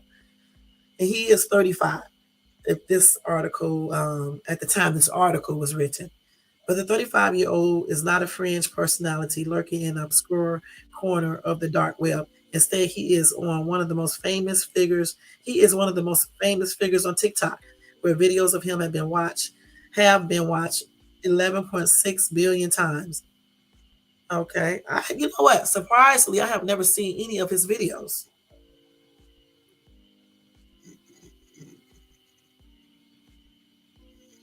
Yes, rapper. So, okay. So now he won't be, if he's found guilty of the stuff they're accusing him of, he won't be able to do these podcasts and stuff like that anymore. He'll still, I don't know how he got the phone to do this Twitter stuff, but sometimes I think with Twitter, I think you can have other people post stuff for you too and things like that. I don't know. But he won't be able to do all this stuff then. Let's see what he said. The court ordered 1,000 members of Tate Private's online academy, Hustler. He has a private online academy named Hustlers University and a network of copycat accounts on TikTok. Okay. Yeah, I don't know how much this is, but you have to pay a membership on at his Hustlers University community. They said many of them are men and boys from the UK and US. See, TikTok and these social medias, they should put a ban to stuff like that. When people get, I don't care if it's a woman, man, I don't care who it is. They need to stop these people from doing all this weird behavior on the social media sites. This is ridiculous. Let's see. So he's been making controversy for a long time. Okay, he's been doing a lot of stuff, but yeah, that's a shame. That is a real shame. This is a better picture of this dude right here, y'all, so y'all can see what he looks like. So I don't know who raised this dude to think like this. I just don't know. And to me, he still don't look mixed. But I guess he is. Let me see what's the difference between Islam and Muslim people. Because I'm just curious. Okay, let's see. What time is it, y'all? Okay, 11:18. The difference between Islam and Muslim. Let me see, because I did not spell this right. Let's see. This thing, Islam is Islam. Somebody else asked the same thing. Let's see. Okay, so the word Islam literally means submission in Arabic, referring to submission to God. Muslim, one who practices Islam, refers to one who submits to God. It's basically the same thing. Let's see. What is the difference between those two? Okay, difference from the mainstream Islamic beliefs and a fundamental ontological divide between. Okay, I still say they're similar a lot. Basically the same thing. Nation of Islam. Around the world, the inner teaching concerning God, cosmology, Prophet Muhammad, and the afterlife can be deemed heterodox or even heterodox. Okay. These people still, I mean, they basically, okay, it's all to them spelling a Muslim. The words have the same meaning. Okay, well, I didn't ask you that. Let's see. Who does the Nation of Islam pray to? They pray, let's see.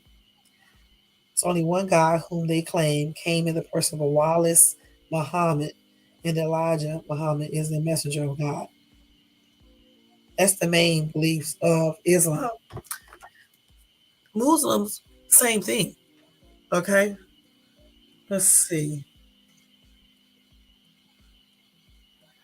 So they believe. See, that's why I couldn't. Okay, let's see.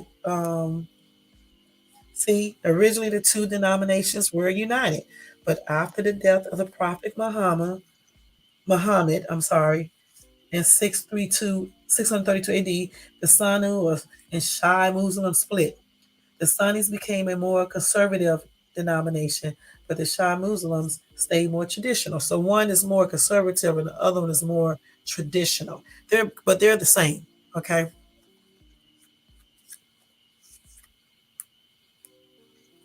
Can Muslims drink alcohol? Let's see. Yeah, but they be drinking alcohol though. That's tripped out. And I read that Quran too, because I actually used to date this Muslim dude. And he was a hot ass mess. I'm gonna be perfectly honest. And that was in Atlanta. And for him to be preaching a lot of stuff, he was trying to do the most. Okay. And I remember him telling me, um, don't use white, like like ivory soap and soaps like that. He told me not to use that. Um, he was telling me about milk, which that's correct what he said about milk. Um, what else he was telling me? He did not like white people. I'm gonna be perfectly honest about it. Okay, he didn't. Um, what else did he tell me about? He didn't. He said they don't supposed to drink. I knew that. He tried to get me to go to their church, but I wouldn't.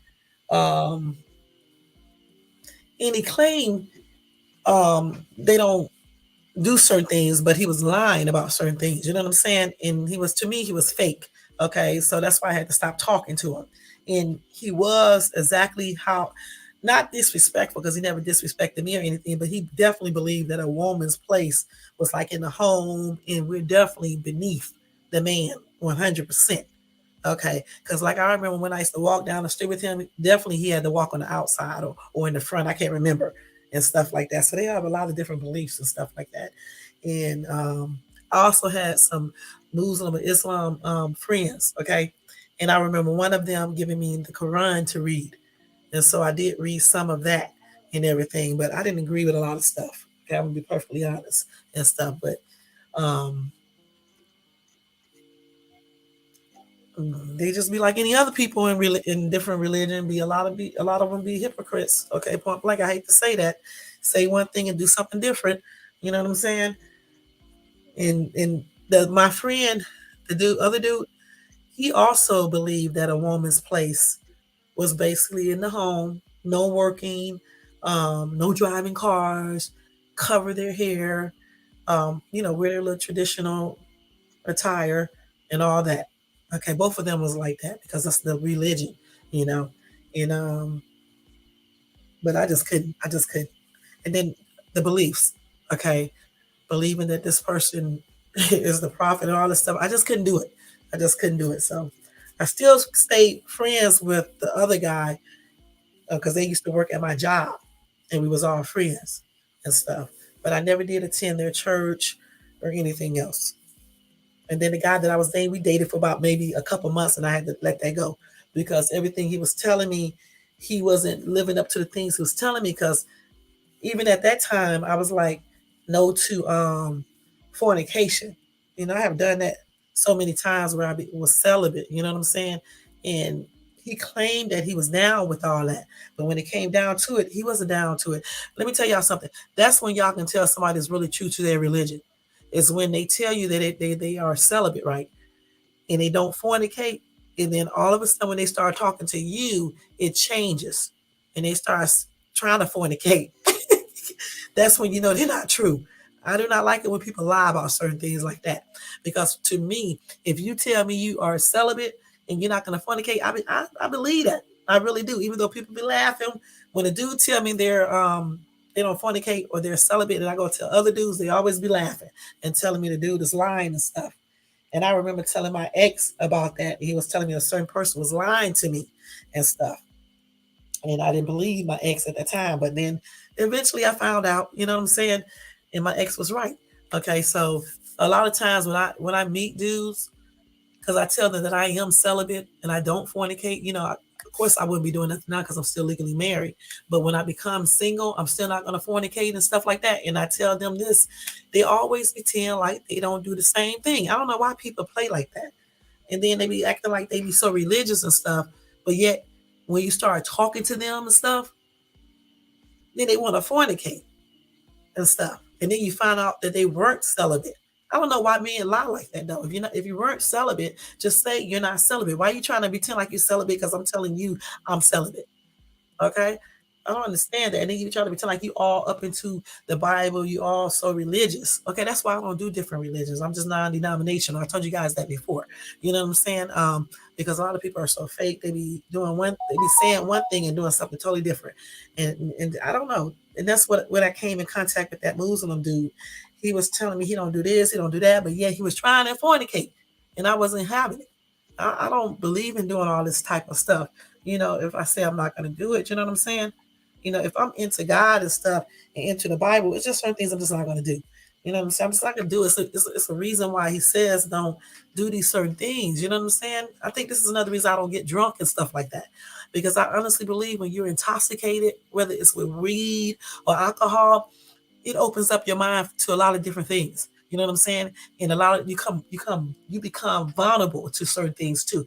When you are drunk, which is intoxicated, or you are high, you open up your mind to a lot of different things. Plus, people usually talk too much. They say stuff they shouldn't say. They act a different way. They make more mistakes. It's just ridiculous. I don't understand why people even get intoxicated. I just really don't. I never did understand that. And for me, I just don't enjoy doing stuff like that.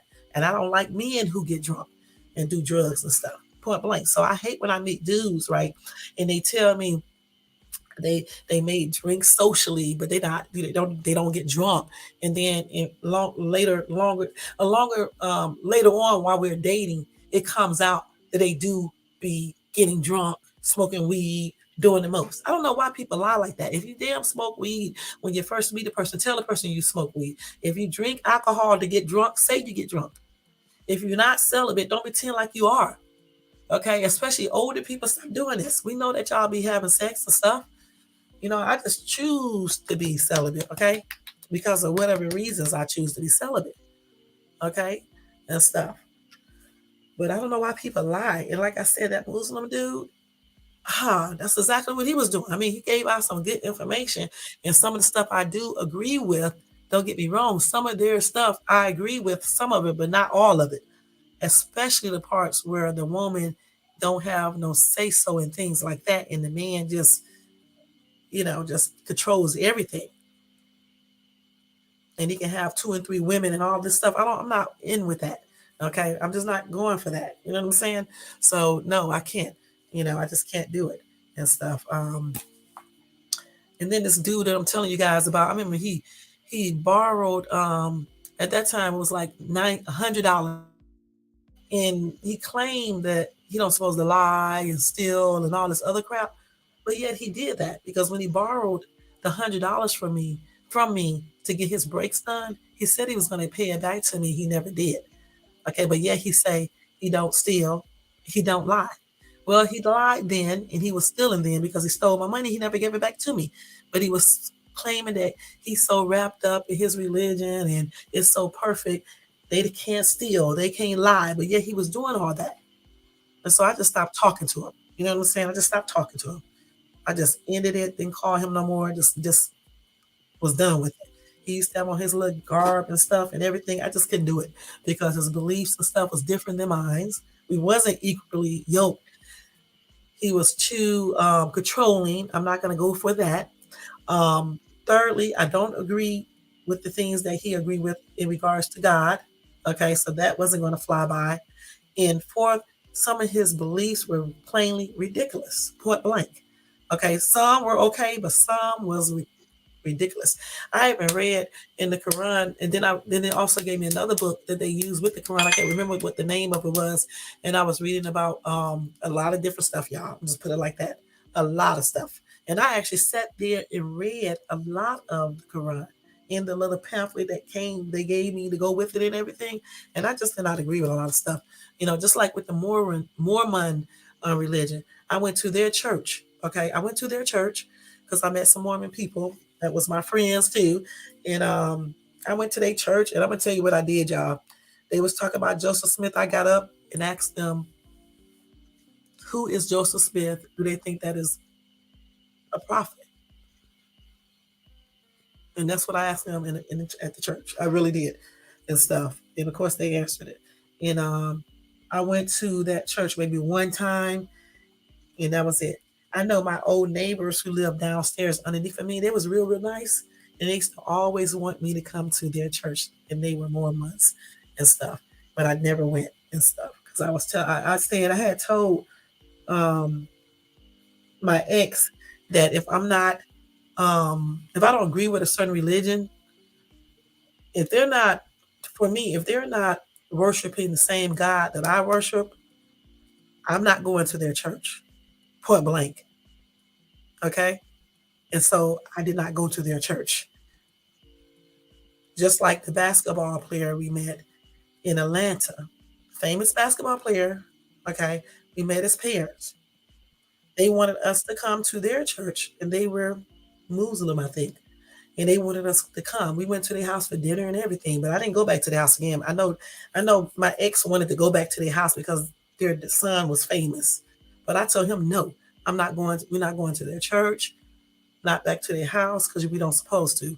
Okay, you can't be going to churches and stuff, listen to all that stuff they say, because it'll make you confused. It might make you confused, okay, and stuff, because of the information they're saying is not going to be the same information you're reading and stuff. So I told him that, and that's why I say I can't be with a man that think that a woman can't tell them anything. I didn't control my husband. I wasn't the head of the household, but when I thought something wasn't correct, I could tell him and he would listen. Okay. And I backed that up with scriptures anyway. So we didn't end up going to their church, and I think we visited them one more time, and after that we just stopped visiting them and stuff. And the same thing with any friends that I had that have that religion, I just separated from them, point blank, just like Jehovah's Witnesses. Okay. I didn't go to their church, but I did their studies and stuff just to see and everything. And I just did not agree with some of the stuff. Okay. Point blank and stuff. So I just couldn't, go to their church and everything.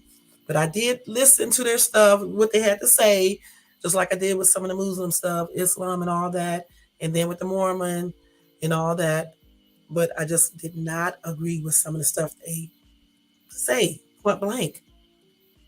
Scientology, when we here in Cali, when you go down to LA, they be out there.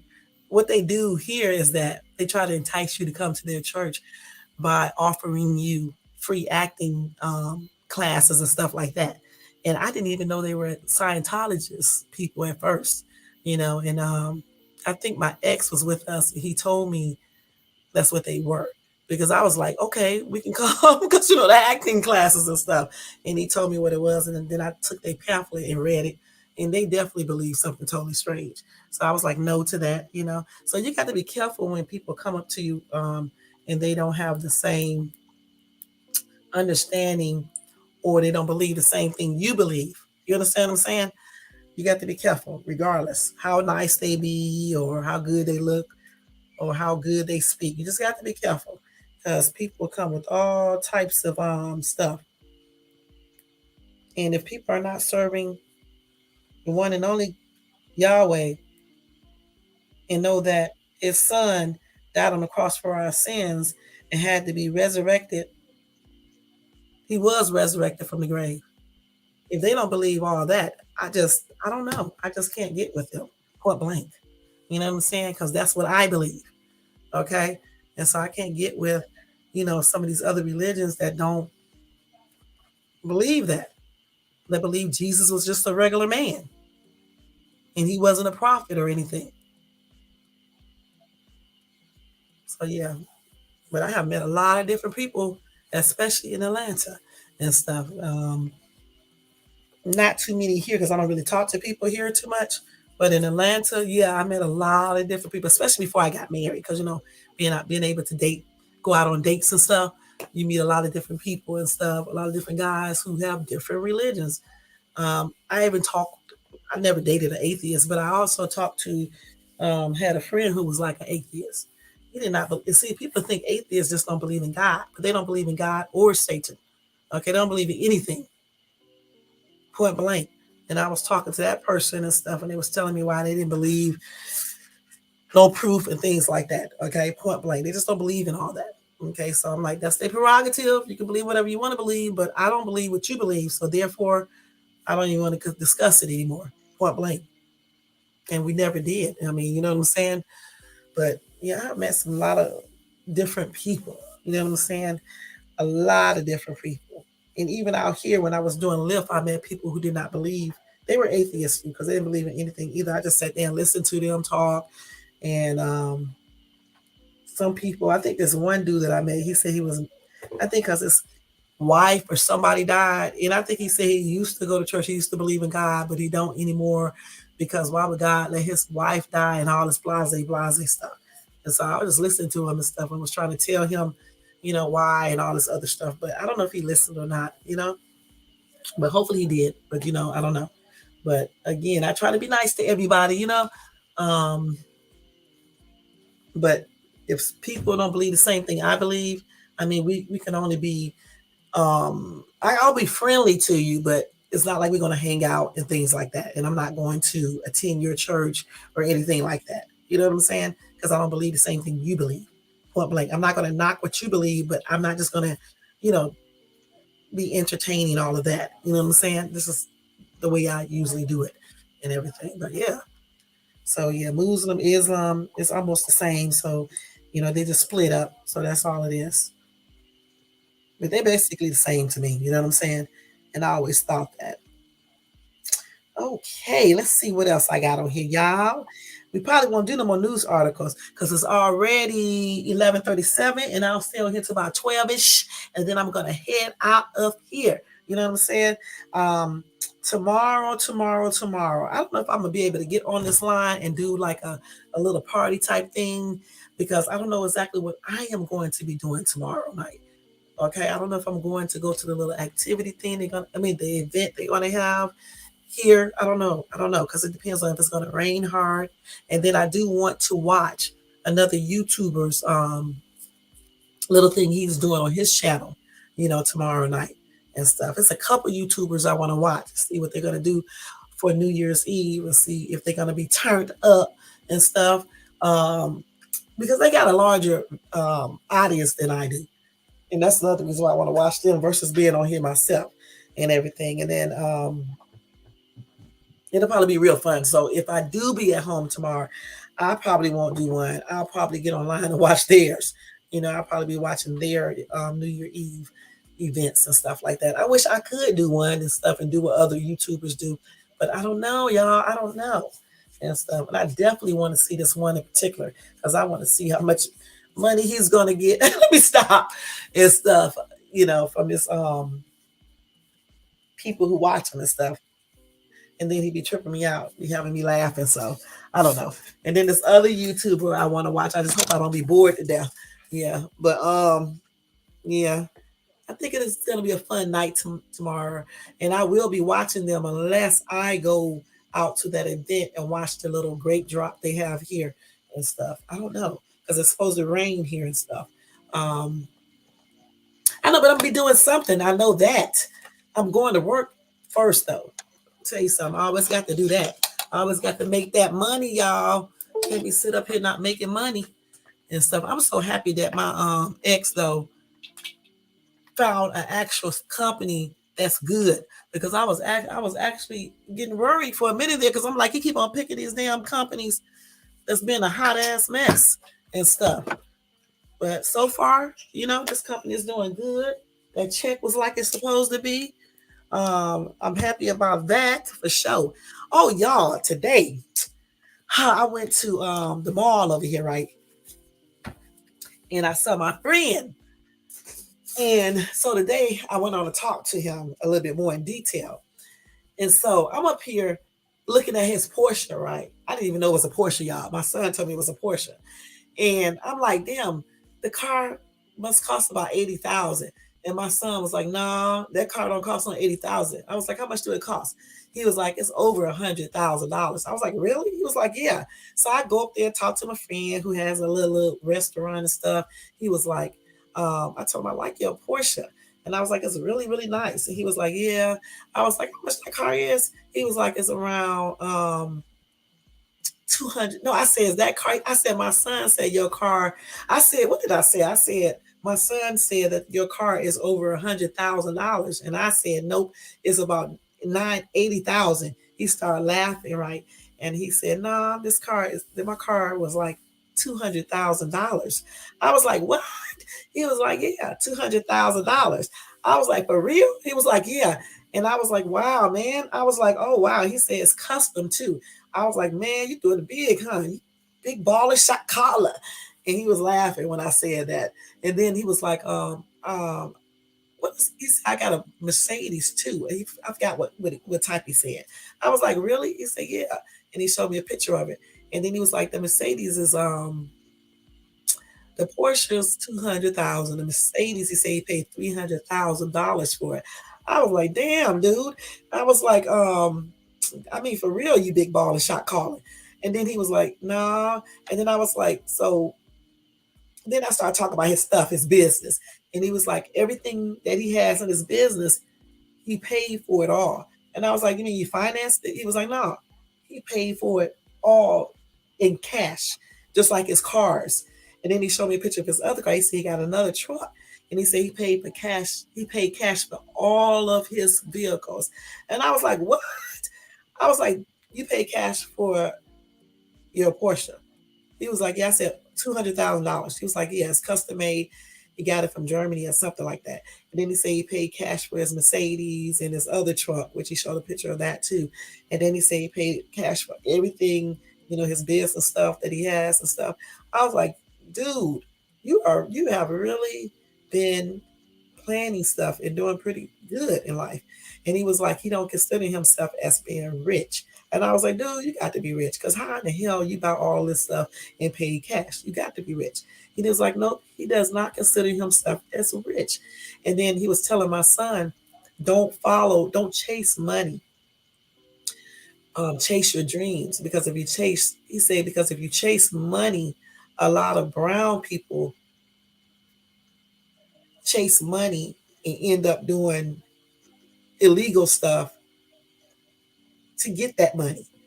But when you chase your dream and you do what you want to do and don't be worried so much about the money, you tend to do things better. And you tend to avoid doing things illegal to get that money. You'll work hard to get the money the right way. And I told him that I was preaching that to my son as well. Don't be trying to, he told him not to try to get money fast because my son said he's going to buy himself a Lambo when he get a certain age. He's going to have one. He was like, work hard to get it. Don't be trying to do no illegal stuff to get a Lambo or be doing things like that. And I told him he was giving out good information. And then we started talking about all the stuff, he does. He was telling me that he invests and he was telling my son said he wanted to buy crypto. He believed that he could get rich off of crypto, and he was telling him not a lot of people loses money in that and find something else to invest in. And he was telling him how he invests and stuff like that, and how he made all the money he made. He was telling me that he wanted to retire from all his businesses and everything when he gets 60. He'll be 58 in January. And I was like, wow, that's good. I said, because you're doing really good, because a lot of brown people don't be doing real good. I mean, they don't really, some of them have stuff, but they don't own it for real.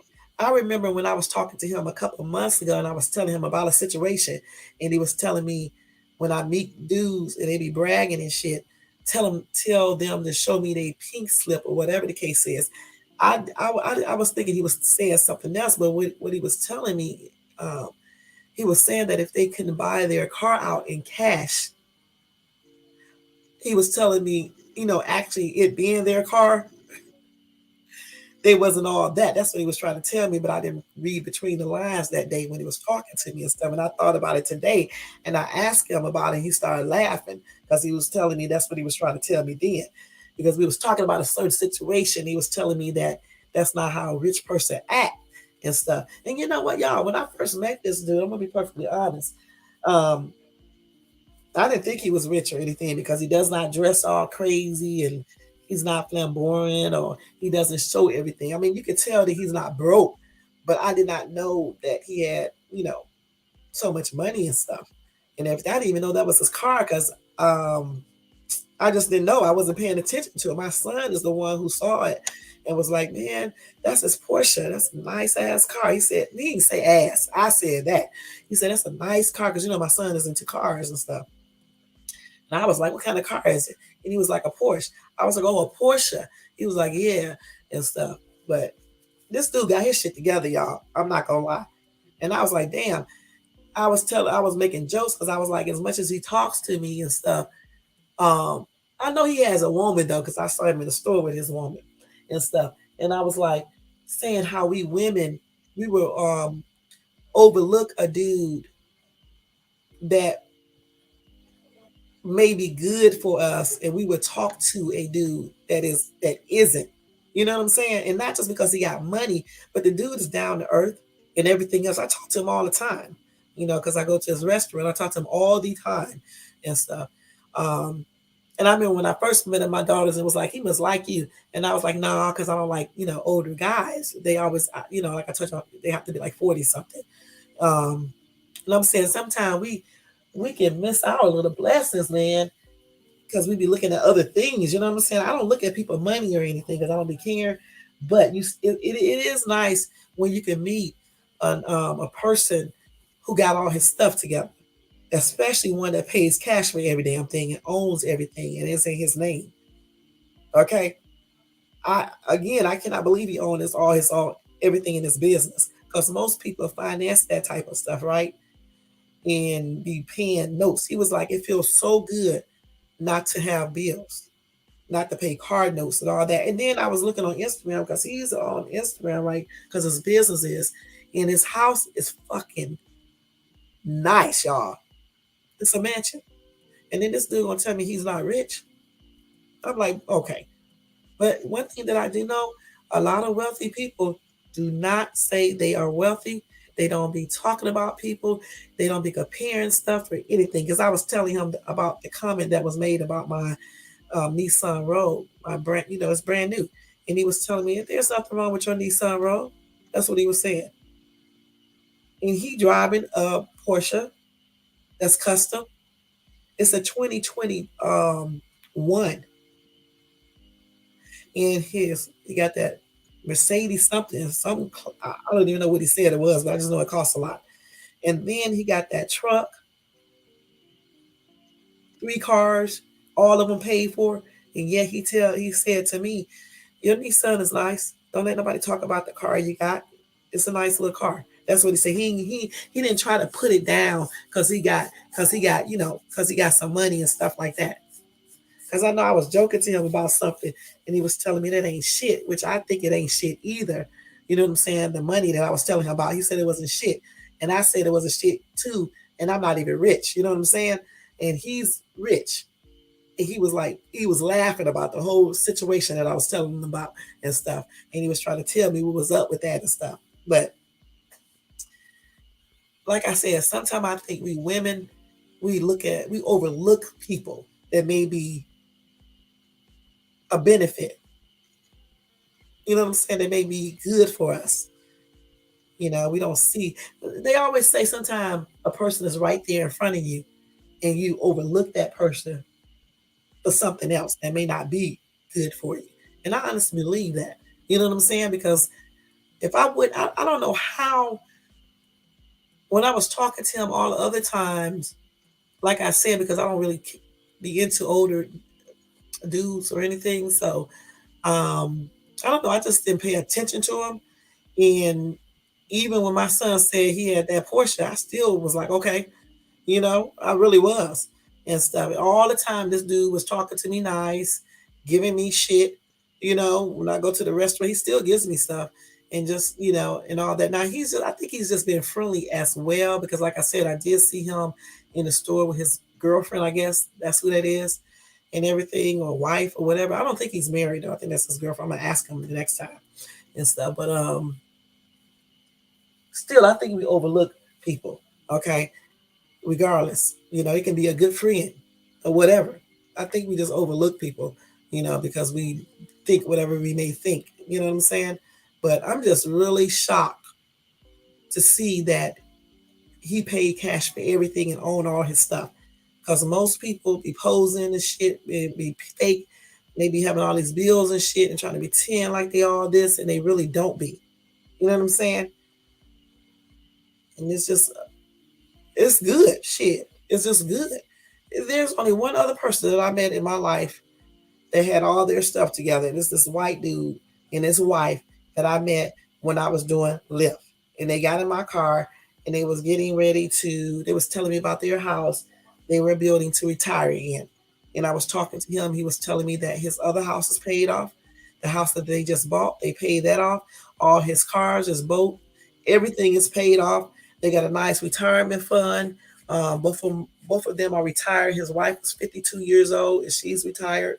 He wasn't all old and shit, and he is retired, and his kids are all doing good. He was telling me all this, and I told him he was the first person that I have ever met that all their stuff was paid off, including their house, and they were doing good and retiring at a good age and living the dream life that so many other people want. And plus, they were healthy and happy. And I couldn't believe it. And so this dude, I can't even remember the dude's name. I talked to him every damn week, and he told me his name 1,000 times, and I still can't remember it. That dude is black, and he's the only black dude I ever met that has all of his shit together 100%, and that's good. And he really loves doing his business too that he has, you know, his restaurant. He cooked some good ass food. Cause like today I had some fish. Okay. I had fish, I had some fried okra, some hush puppies. And when I go to his restaurant, I tell him how I want it cooked. And he cooked it just the way I want it. Cause I like when you make fish for me, I like it like really crispy. I don't like it all soft and shit. I like it kind of crispy and stuff. And so he does it just like that. And my fried okra too, he did it the same way. But yeah, he can cook. I was like, damn, he a good accent because he can cook. He can cook. That's a plus. Plus, he's got some money and all his shit is paid for. And he seemed to be nice, you know, down to earth and everything else. So his woman, I'm pretty sure I guess she happy. I don't know, because some women are hard to please, you know. But hopefully she is, you know. Hopefully she is. Hopefully everything else is good in this area, you know, like his character and all that stuff. Because he got other stuff going for him. So if his character is good and his personality and all that, and he monogamous and all that stuff, and respectful, dedicated, loving, and understanding and patient, then he's a fucking rare gem. That's exactly what he is and stuff. So like when I go and talk to him next weekend, when I go back up there, I'll ask him some more questions to be nosy and stuff. But every time I see him, he be making jokes about something. I can't tell y'all what it is because if I tell y'all, the person may be listening and then, you know, but yeah, he be making jokes about something. It's so funny because I had told him something one day and I was asking him, you know what? Maybe I did know he had some money, y'all. Maybe I did because why would I tell him something to see what he had to say? So I might have known that he had some money. Okay. But I just did not know. I just did not know he was intelligent enough to know how to get in a position where everything that he got, he owns it 100%. That's what I did not know. And that's what I was so fascinated by. Because a lot of times you meet people and they be, you know, having a lot of bills, you know what I'm saying? Or they have stuff in other people's names or have it in a company name and shit like that. And I asked him, he said, yeah, he got some, not none of his cars or nothing like that. The things that he need to have in his company name, he has it in that. But like his cars and stuff, those are his 100%. And they're paid for and stuff. In his house, all of that is paid for. And I thought that was damn excellent. And that house he got is a mansion. And you know, out here, our houses are not cheap and stuff. And he lives out here in the area where I live at. And this is not a cheap area and stuff. So he's doing really good. I'm really, that's a good that right there. And then he ain't all, he older, but he's not like 70 or 65 and stuff like that. Because, you know, a lot of people get like that and they be like 65, 70, about 75, 80. But, you know, he's still young enough to have fun, enjoy life, and do some things and, you know, just really enjoy everything that he has. And that's a blessing and stuff. But yeah, I just wanted to tell you guys about that because I thought it was really, you know, fascinating because it's a lot of times when you meet dudes, they just don't be like that, you know? Now, so the next time I see him, ask him, do he smoke and stuff and drink? I want to know. I want to know, do he drink? Do he smoke? I want to know all these things. And I just want to know, you know, because I want to see. I'm going to ask him, how did he get so successful? That's what I want to ask him. Because I'm really curious to know that. You know what I'm saying? And go from the end and just see what he has to say about that. But yeah,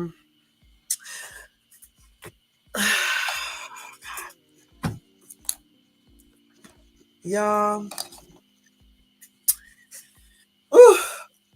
y'all just don't know all these people I've been meeting out here in Cali. Y'all just don't know and stuff. But something else that I noticed too is that I noticed that maybe I shouldn't be saying this because I don't want nobody to get offended. But anytime people watch my videos though, and I be talking about something, y'all, well, y'all know y'all be watching my videos and y'all knew that y'all got the information from me. Make sure y'all let people know it came from Shay's Tube, okay? Because anytime I do videos and I say something that I seen on somebody else's page or whatever the case is, or I get that, I get the what is the word I'm looking for? Something they maybe talk about may encourage me to talk about it too. I'll usually tell you guys I was watching so and so. I may not tell you their name, but I'll just say I was watching somebody else on YouTube and they were talking about certain things, so I wanted to talk about it. I'll do that. So I noticed a couple of people have did videos, and I know they had to be listening to me because why else would they be talking about the same thing that I talk about? You know. And then they try to pretend like they didn't get it off of here, you know. But please, they had to. Certain things you're just not going to talk about if you don't follow certain people. You know what I'm saying? Or if you're not listening to my video. But yeah, let me see. Is there anything else I want to talk to you guys about before I get off of here? So yeah, y'all, today, which is Saturday, in a minute, it'll be Saturday, it'll be New Year's Eve. Happy New Year's Eve to you guys. Today is the day of our fiesta. Okay. So when I get those videos, I'll probably show y'all. if I do a video tomorrow, I'll show you tomorrow. But if not, then I'll show you guys on Monday. I'll show you the video footage from the event.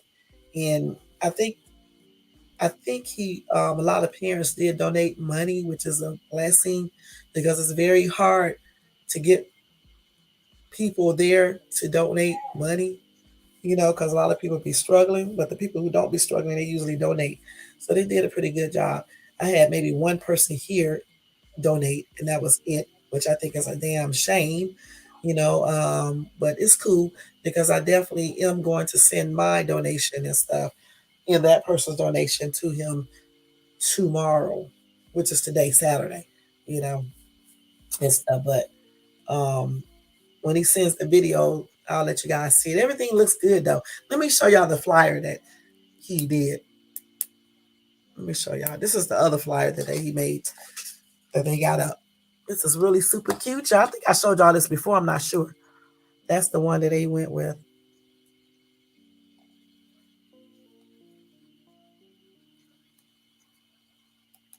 And then let's see. Then he made this little this flyer to show who is the best parent of the year. I don't know why he wrote it like that, but when he asked me for my input, I was asleep, so I could not say anything. So he went with this one right here, best parent. Then he did, let's see. Then he did this one right here. The sock. Oh, he did this right here.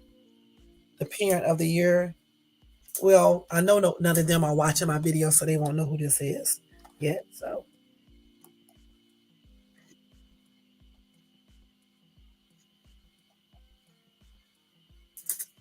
let me take this girl's thing now. Wait.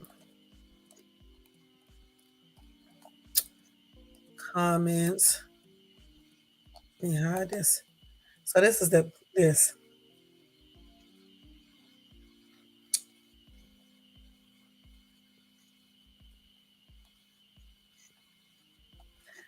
Okay.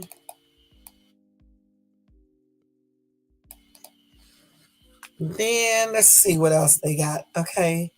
Oh, this is the little oh, they put it in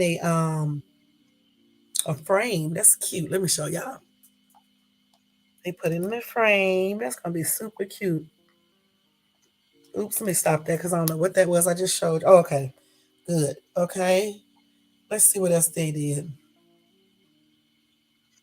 So yeah, I can't wait until I show you guys these pictures when they actually start the event tonight. Let me see what this is. So y'all look. They had the kids. Oh, they getting everything ready. They was cleaning the office today. I didn't even watch these videos. They got the kids. Wait, y'all. They got the kids, the players, cleaning up the little office today. I'll show y'all.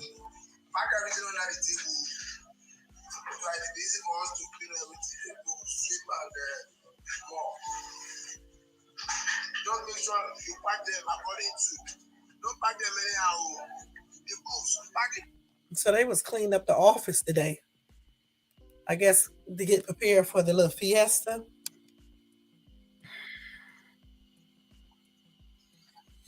Got this little boy doing. Yeah, what are you doing? I just said you. Huh? They had a lot of stuff and all that shit in that office. You see, they got a bunch of stuff in that office, man.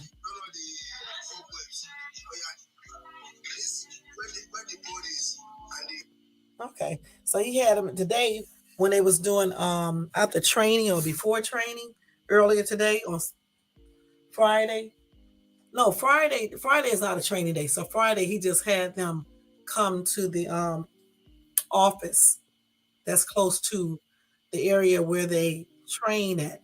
And he had them clean up the office to get everything prepared for the fiesta today, which is going to be, I guess, at around 3, I think. That's what time they said.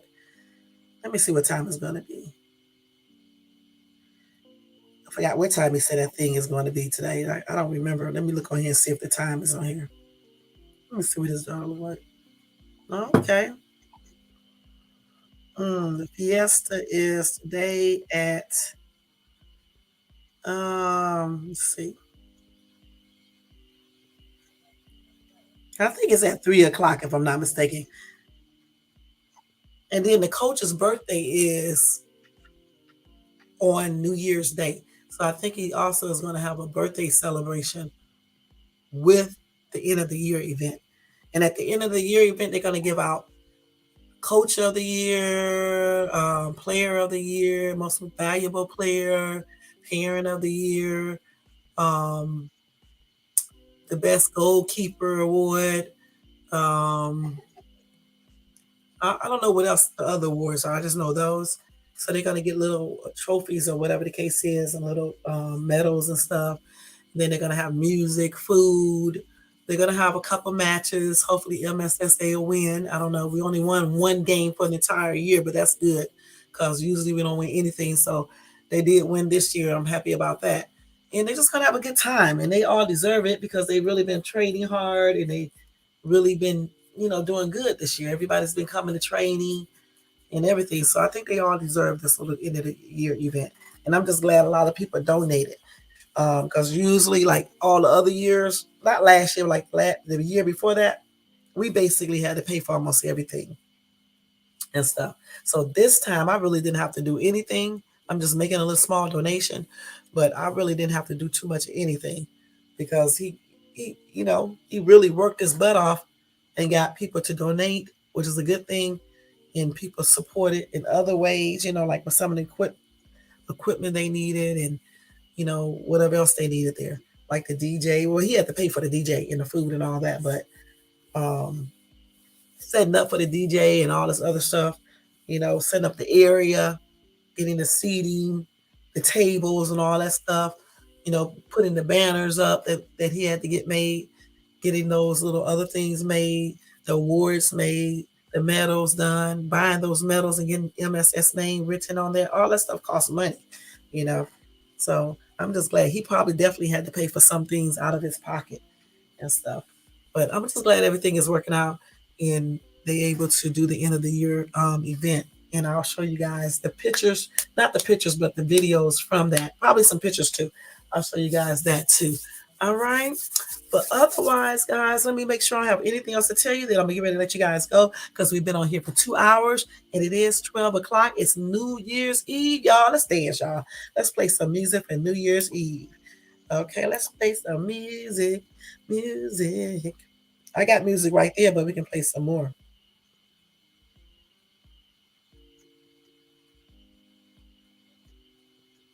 I'm just looking at all these people people know they be up late, y'all. And like I said, here it's not really late. I mean, it is now, but damn, on the East Coast, it's 3 a.m. in the morning. Okay, y'all, people who be up that late doing videos, I commend y'all because I am not going to be up that late doing no daggone videos. Okay, I'm just not. I'm watching the clock right now, y'all. Cause see, I got times when I go take a shower, what time I go to bed. I got times for everything. What time I get into bed, I actually don't go to sleep till like 1, 2 o'clock in the morning.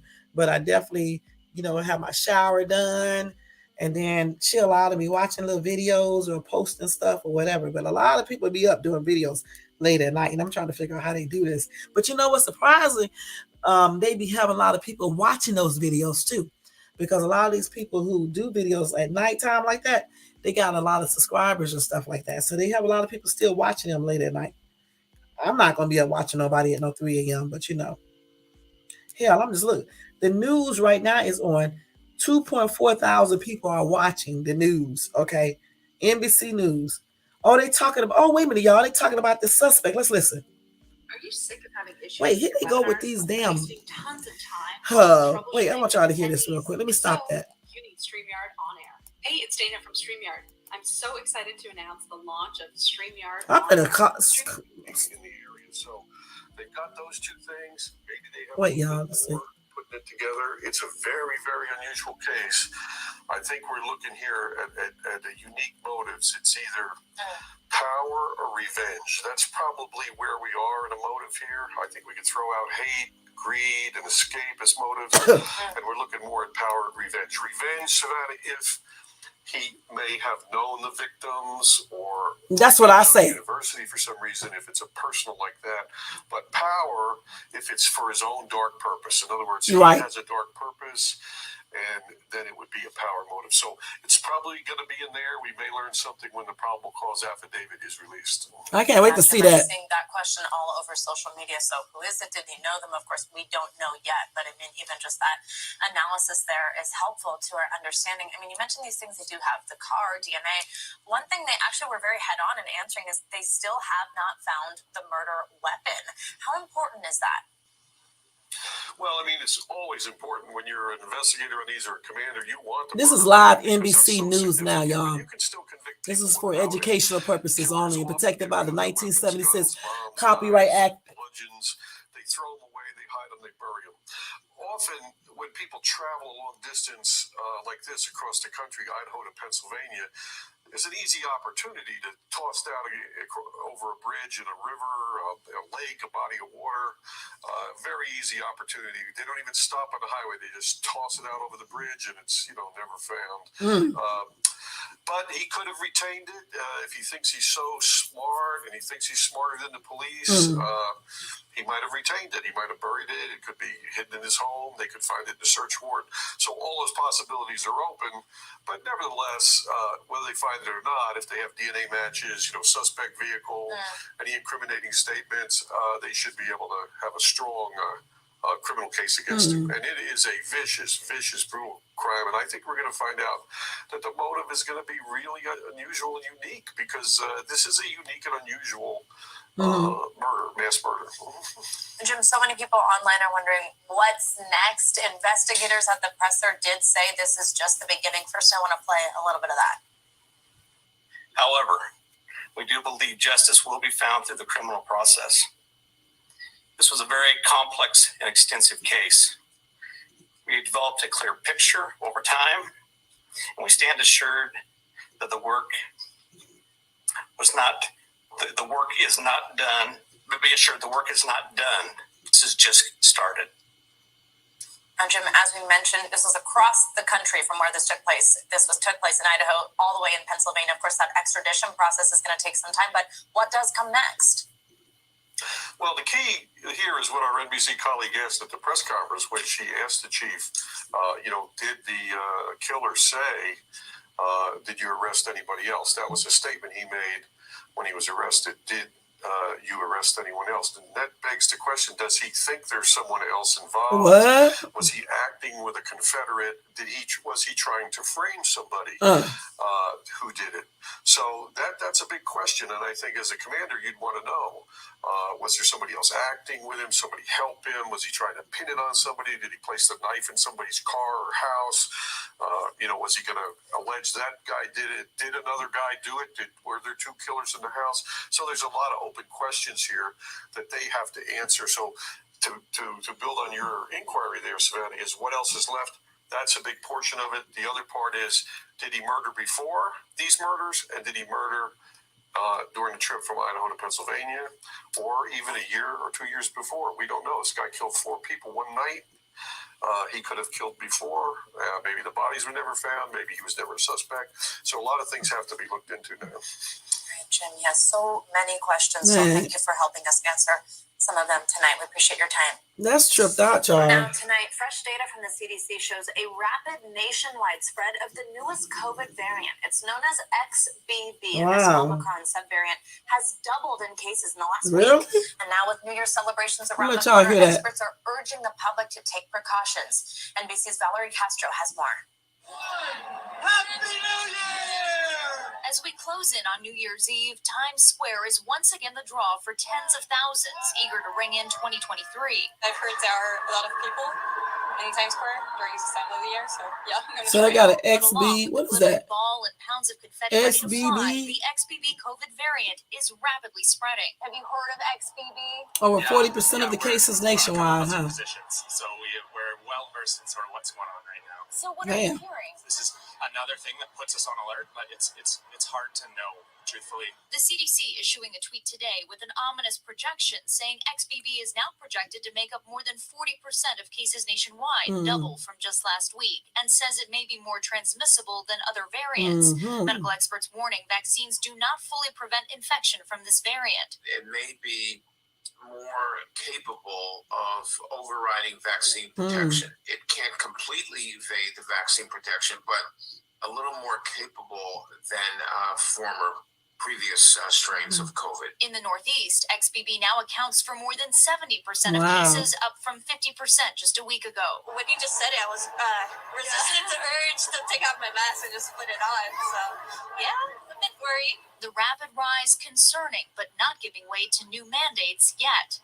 Last year, ringing in the new year here in Times Square meant showing proof of vaccinations and wearing a mask. But this year, for the first time since the pandemic, there are no restrictions. Yeah, I think it's crazy. I feel like people are getting a little too comfortable with it.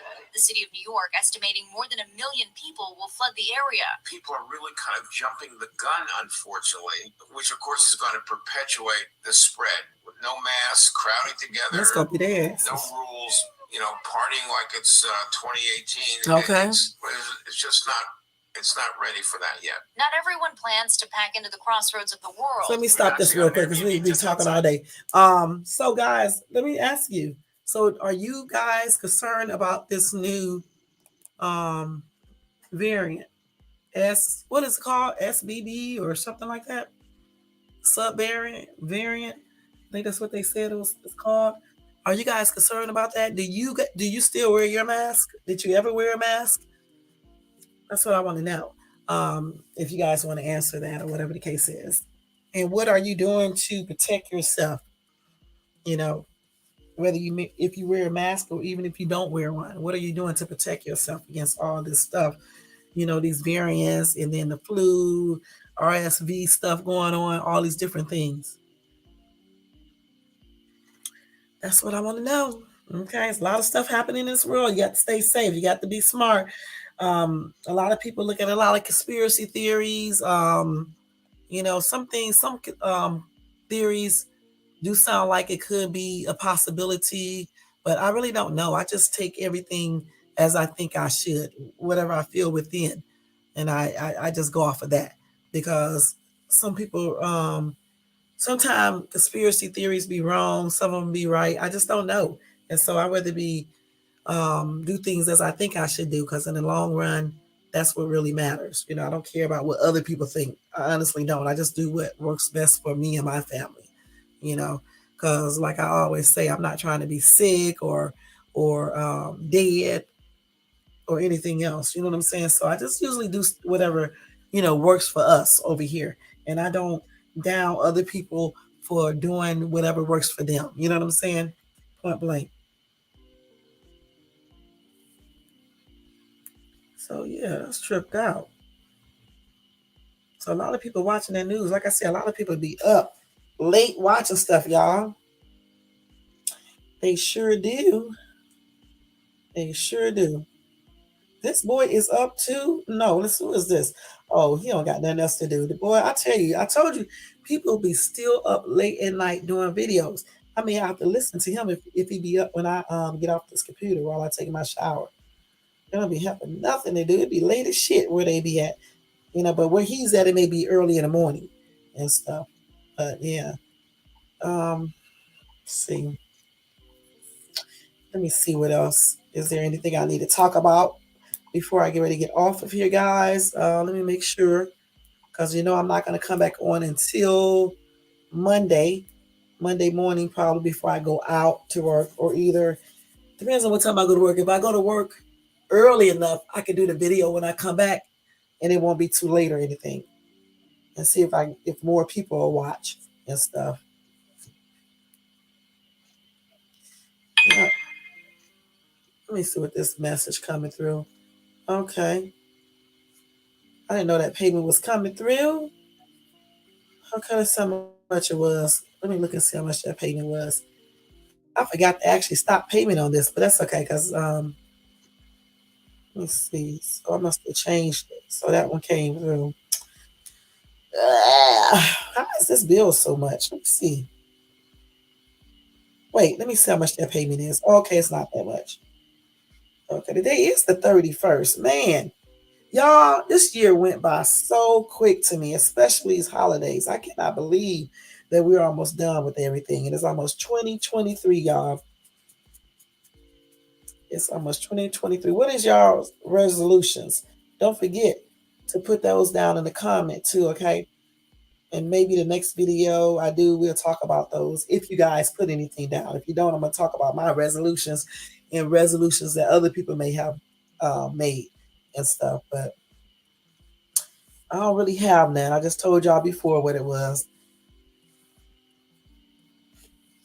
And that's just about it. You know, I try to make improvements all the time, every single day, not just the beginning of the year, you know. The only thing I am going to stop doing, though, is when today I get a chance to eat a little bit more, you know, everything I want to eat, you know, as far as candy and stuff. Then come Monday, I'm going to have to go on my little routine that the doctor told me to do whereby I can only get my little junk probably just once a week. And ice cream would just be like probably once or twice a month. And then I don't eat that much red meat anyway, so that won't be that definitely that won't be a problem. My problem is just the chocolate. So I'll just limit that to once a week unless I eat the other chocolate that I have that does not have any sugar or anything in it. So that payment is gone. Let me check my account. Y'all got to do a transfer to my account. Let's check that and transfer this money over that I made tonight. I had a pretty good evening tonight doing Uber too. I was only out, I think I worked for, let's see, about 4 hours, I think, doing Uber. Because I think I turned on my app at 4 o'clock. And then I had got done about 7 something, I believe. It wasn't even 4 hours, it was 3.5 hours. And I made pretty good for those little 3.5 hours. I'm just looking at all this shit that I be paying. Let me see. Okay, so yeah, I did. I forgot I did that. I got to pay my cable bill tomorrow, so I need to definitely make sure I do that and stuff. But yeah, I was looking at all this shit that's on here, all this damn shit that I be paying every single damn time I look at what is this for? Okay, yeah, I took $130 and then another $100 out of Bank of America today. Let me think. 130. A withdrawal for one. Oh yeah, I did. That's right. Okay, I had to think of sometimes you got to watch the bank, y'all, because you would go to the bank and take out one thing and they'd be putting something else up there. I forgot that I gave my daughter $100 because I was like, I know, good enough. I was like, I didn't take out another $100, but yes, I did because I gave her $100 as well as taking out the money that I took out for my son, and then I took a little money out for myself. Let me go ahead and transfer this money because my ass be on a whole nother level at times when I be looking at my accounts and stuff. Transfer this over, y'all. And then go in here and do my exercise. Y'all, I told y'all before, it doesn't matter what time it is at nighttime. My butt makes sure I do my exercises, the rest of them. Everything that I'm supposed to do every day, I don't care what I be doing before or what time it is, I still do it. The same thing with a shower. Every single damn night, I don't give a damn if it's 1:30 in the morning, 2 o'clock in the morning, I go and take my shower. Y'all, I cannot go to bed without taking a shower before I get in my bed. I think that is so nasty when people be out working all day or be out, period, and then they get in their bed at nighttime and don't take a shower before they get into bed, but yet they say they clean. Okay, because I'm just thinking to myself, you got all those outside germs on you, you know, your skin and shit, people breathing all on you and stuff, coughing, talking, just touching on you and stuff. And then you're gonna get into bed and you know, of course you take your clothes off, but stuff is on your skin too, right? So you're gonna get into bed and lay down in your bed. Hell no, I gotta take a shower before I get into bed, y'all. I take a shower every single night. Sure do. Because I cannot do that. And then wash up in the morning time, you know, do a little rinse off in the morning time and stuff. Brush my teeth and everything at nighttime. brush my tongue, everything. Sure do. At nighttime, I gotta do. It's a whole routine I do at nighttime. I told y'all before. Y'all thought I was lying when I was giving y'all those secrets to aging gracefully. Everything that I was telling y'all about, these are the things that I do. I'm gonna be perfectly honest. And sometimes I'll be like, damn, I get tired of doing all this stuff. But you got to, you got to take care of yourself. Because if you don't take care of yourself, you're gonna wish you did. Okay, point blank. I just know if I wasn't taking care of myself, I wouldn't be feeling good or anything. You know what I'm saying? I wouldn't be able to stoop down to the floor, get back up without holding on. It'd be like it's nothing. You know what I'm saying? My legs would be, knees would be cracking and shit. None of those things crack because I definitely take care of myself and I do everything I need to do. I don't care what time it be and stuff. But I usually try to do everything by a certain time. You know what I'm saying? So I can go to bed and go to sleep and get enough sleep. And one thing that I did say I was going to start doing is making sure that I go to sleep by a certain time so I can definitely get at least 7 hours of sleep. Okay, at least 7 hours. And then I got to also train myself to sleep without taking allergy pills. You know, because usually I don't take them every night. I skip nights and stuff. But lately I've been taking them almost every night, which is not a good thing. So, I mean, I still skip, but I used to just do it every other night. So I need to train myself back on going to sleep and actually sleeping 7 hours without taking allergy pills. And stuff. So I'll do all that this week. And stuff. You got to make sure you get enough sleep. Because if you don't get enough sleep, your cells and stuff cannot rejuvenate like they should, renew and stuff. And they claim that your cells and all that stuff, skin, everything rejuvenates around a certain time at night. And my ass be up at those times and stuff. Because like last night, y'all, I didn't even go to sleep till 4 o'clock in the morning. Can you believe that? 4 a.m. I got in the bed, though, at 1:30 or 2, but I didn't go to sleep till 4 a.m. because I was up listening to myself sing. It's crazy. Seeing what songs sound good and which ones didn't. That's weird, but that's exactly what I was doing last night. Then I'd be up on TikTok watching videos and shit. So I'm gonna start putting this phone up because I be doing too much.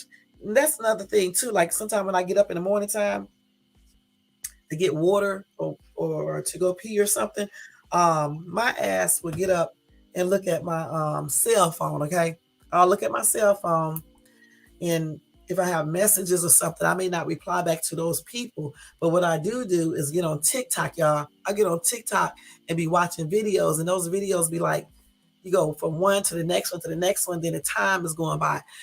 I can wake up at 6 o'clock in the morning just to pee, right? And then my ass will get on TikTok and I'll be up until 9 a.m. watching TikTok videos. And the next thing I know, it's time for me to get up in the morning time. And mind you, when I do this, I went to bed the night before. I went to bed that night at 2 a.m. So 2 a.m. to 6 is what? 4 hours? So that's the stuff I got to cut out, because my ass get on this computer and stuff and be watching my videos and stuff. And then I be talking to people because, my time difference here, is 3 hours different from people on the East Coast and then 2 on the Central Coast. Then if I'm talking to somebody in London, it's a whole 8 hours and stuff like that. They 8 hours above me. It's just a trip. So they be up and then my ass be sleeping. Then I'll be talking on my phone. They'll be up, but it'll be still sleep time for me. So it's a trip. So I definitely got to stop doing all that, being on the phone and shit late at night and stuff and talking to people and on TikTok and stuff. And then, because I don't be on Facebook. Facebook is boring to me, okay? It's very boring and stuff. So, like I said, I have to, cut all that out and go to bed when I need to. All right, guys, I'm getting ready to get off of here because it is 12:30. I got to get ready to go take my shower. I just want to say thank you all for checking me out tonight. Thanks for listening. And when I get updates on the Tate brothers, I'll let you guys know. If I get any more updates on the dude who killed the college students, I'll let you guys know that. And any other information that I need to let you guys know. Any type of other urgent news, I'll let you guys know. Even if I have to come back in and do a brief video, I'll let you guys know all about that. Okay, so thank you all for tuning in to Shay's Tube tonight. I really do appreciate each and every one of you guys. Thank you so much for your support. Don't forget, y'all, to thumbs up. A lot of people be in the bushes and they don't thumbs up. Thumbs up the video so they can play my, show my videos more and stuff like that. And then, maybe I can do more videos or whatever the case is, or do more things like giveaways and things like that. Okay. In games and stuff or whatever. But we'll see, because I got a lot of stuff in store for 2023. Okay. Once again, happy New Year's Eve. If I don't do another video, guys, happy New Year's to you. Have a beautiful, blessed New Year's, okay? Celebration, whatever you do. And don't forget, this is a new year coming. Do some new things. Improve your life. Improve your health, your relationships, and everything. Your job, your career. Improve you and make yourself happy and be happy within. Learn how to be happy within, okay? And be more positive. More positive. You will be amazed what doing all those things will do for you for 2023. Have a plan. Live within your budget. Make that money you need to make. Do something you love to do. Be positive. Stop doing negative things that you can control. You know what I'm saying? The things that you can't control, ask God for help through prayer. Also seek help from others that can help you. If you don't have a relationship, find that loving person that you want. Someone who can really be true. Someone that can really be an asset to you. Okay.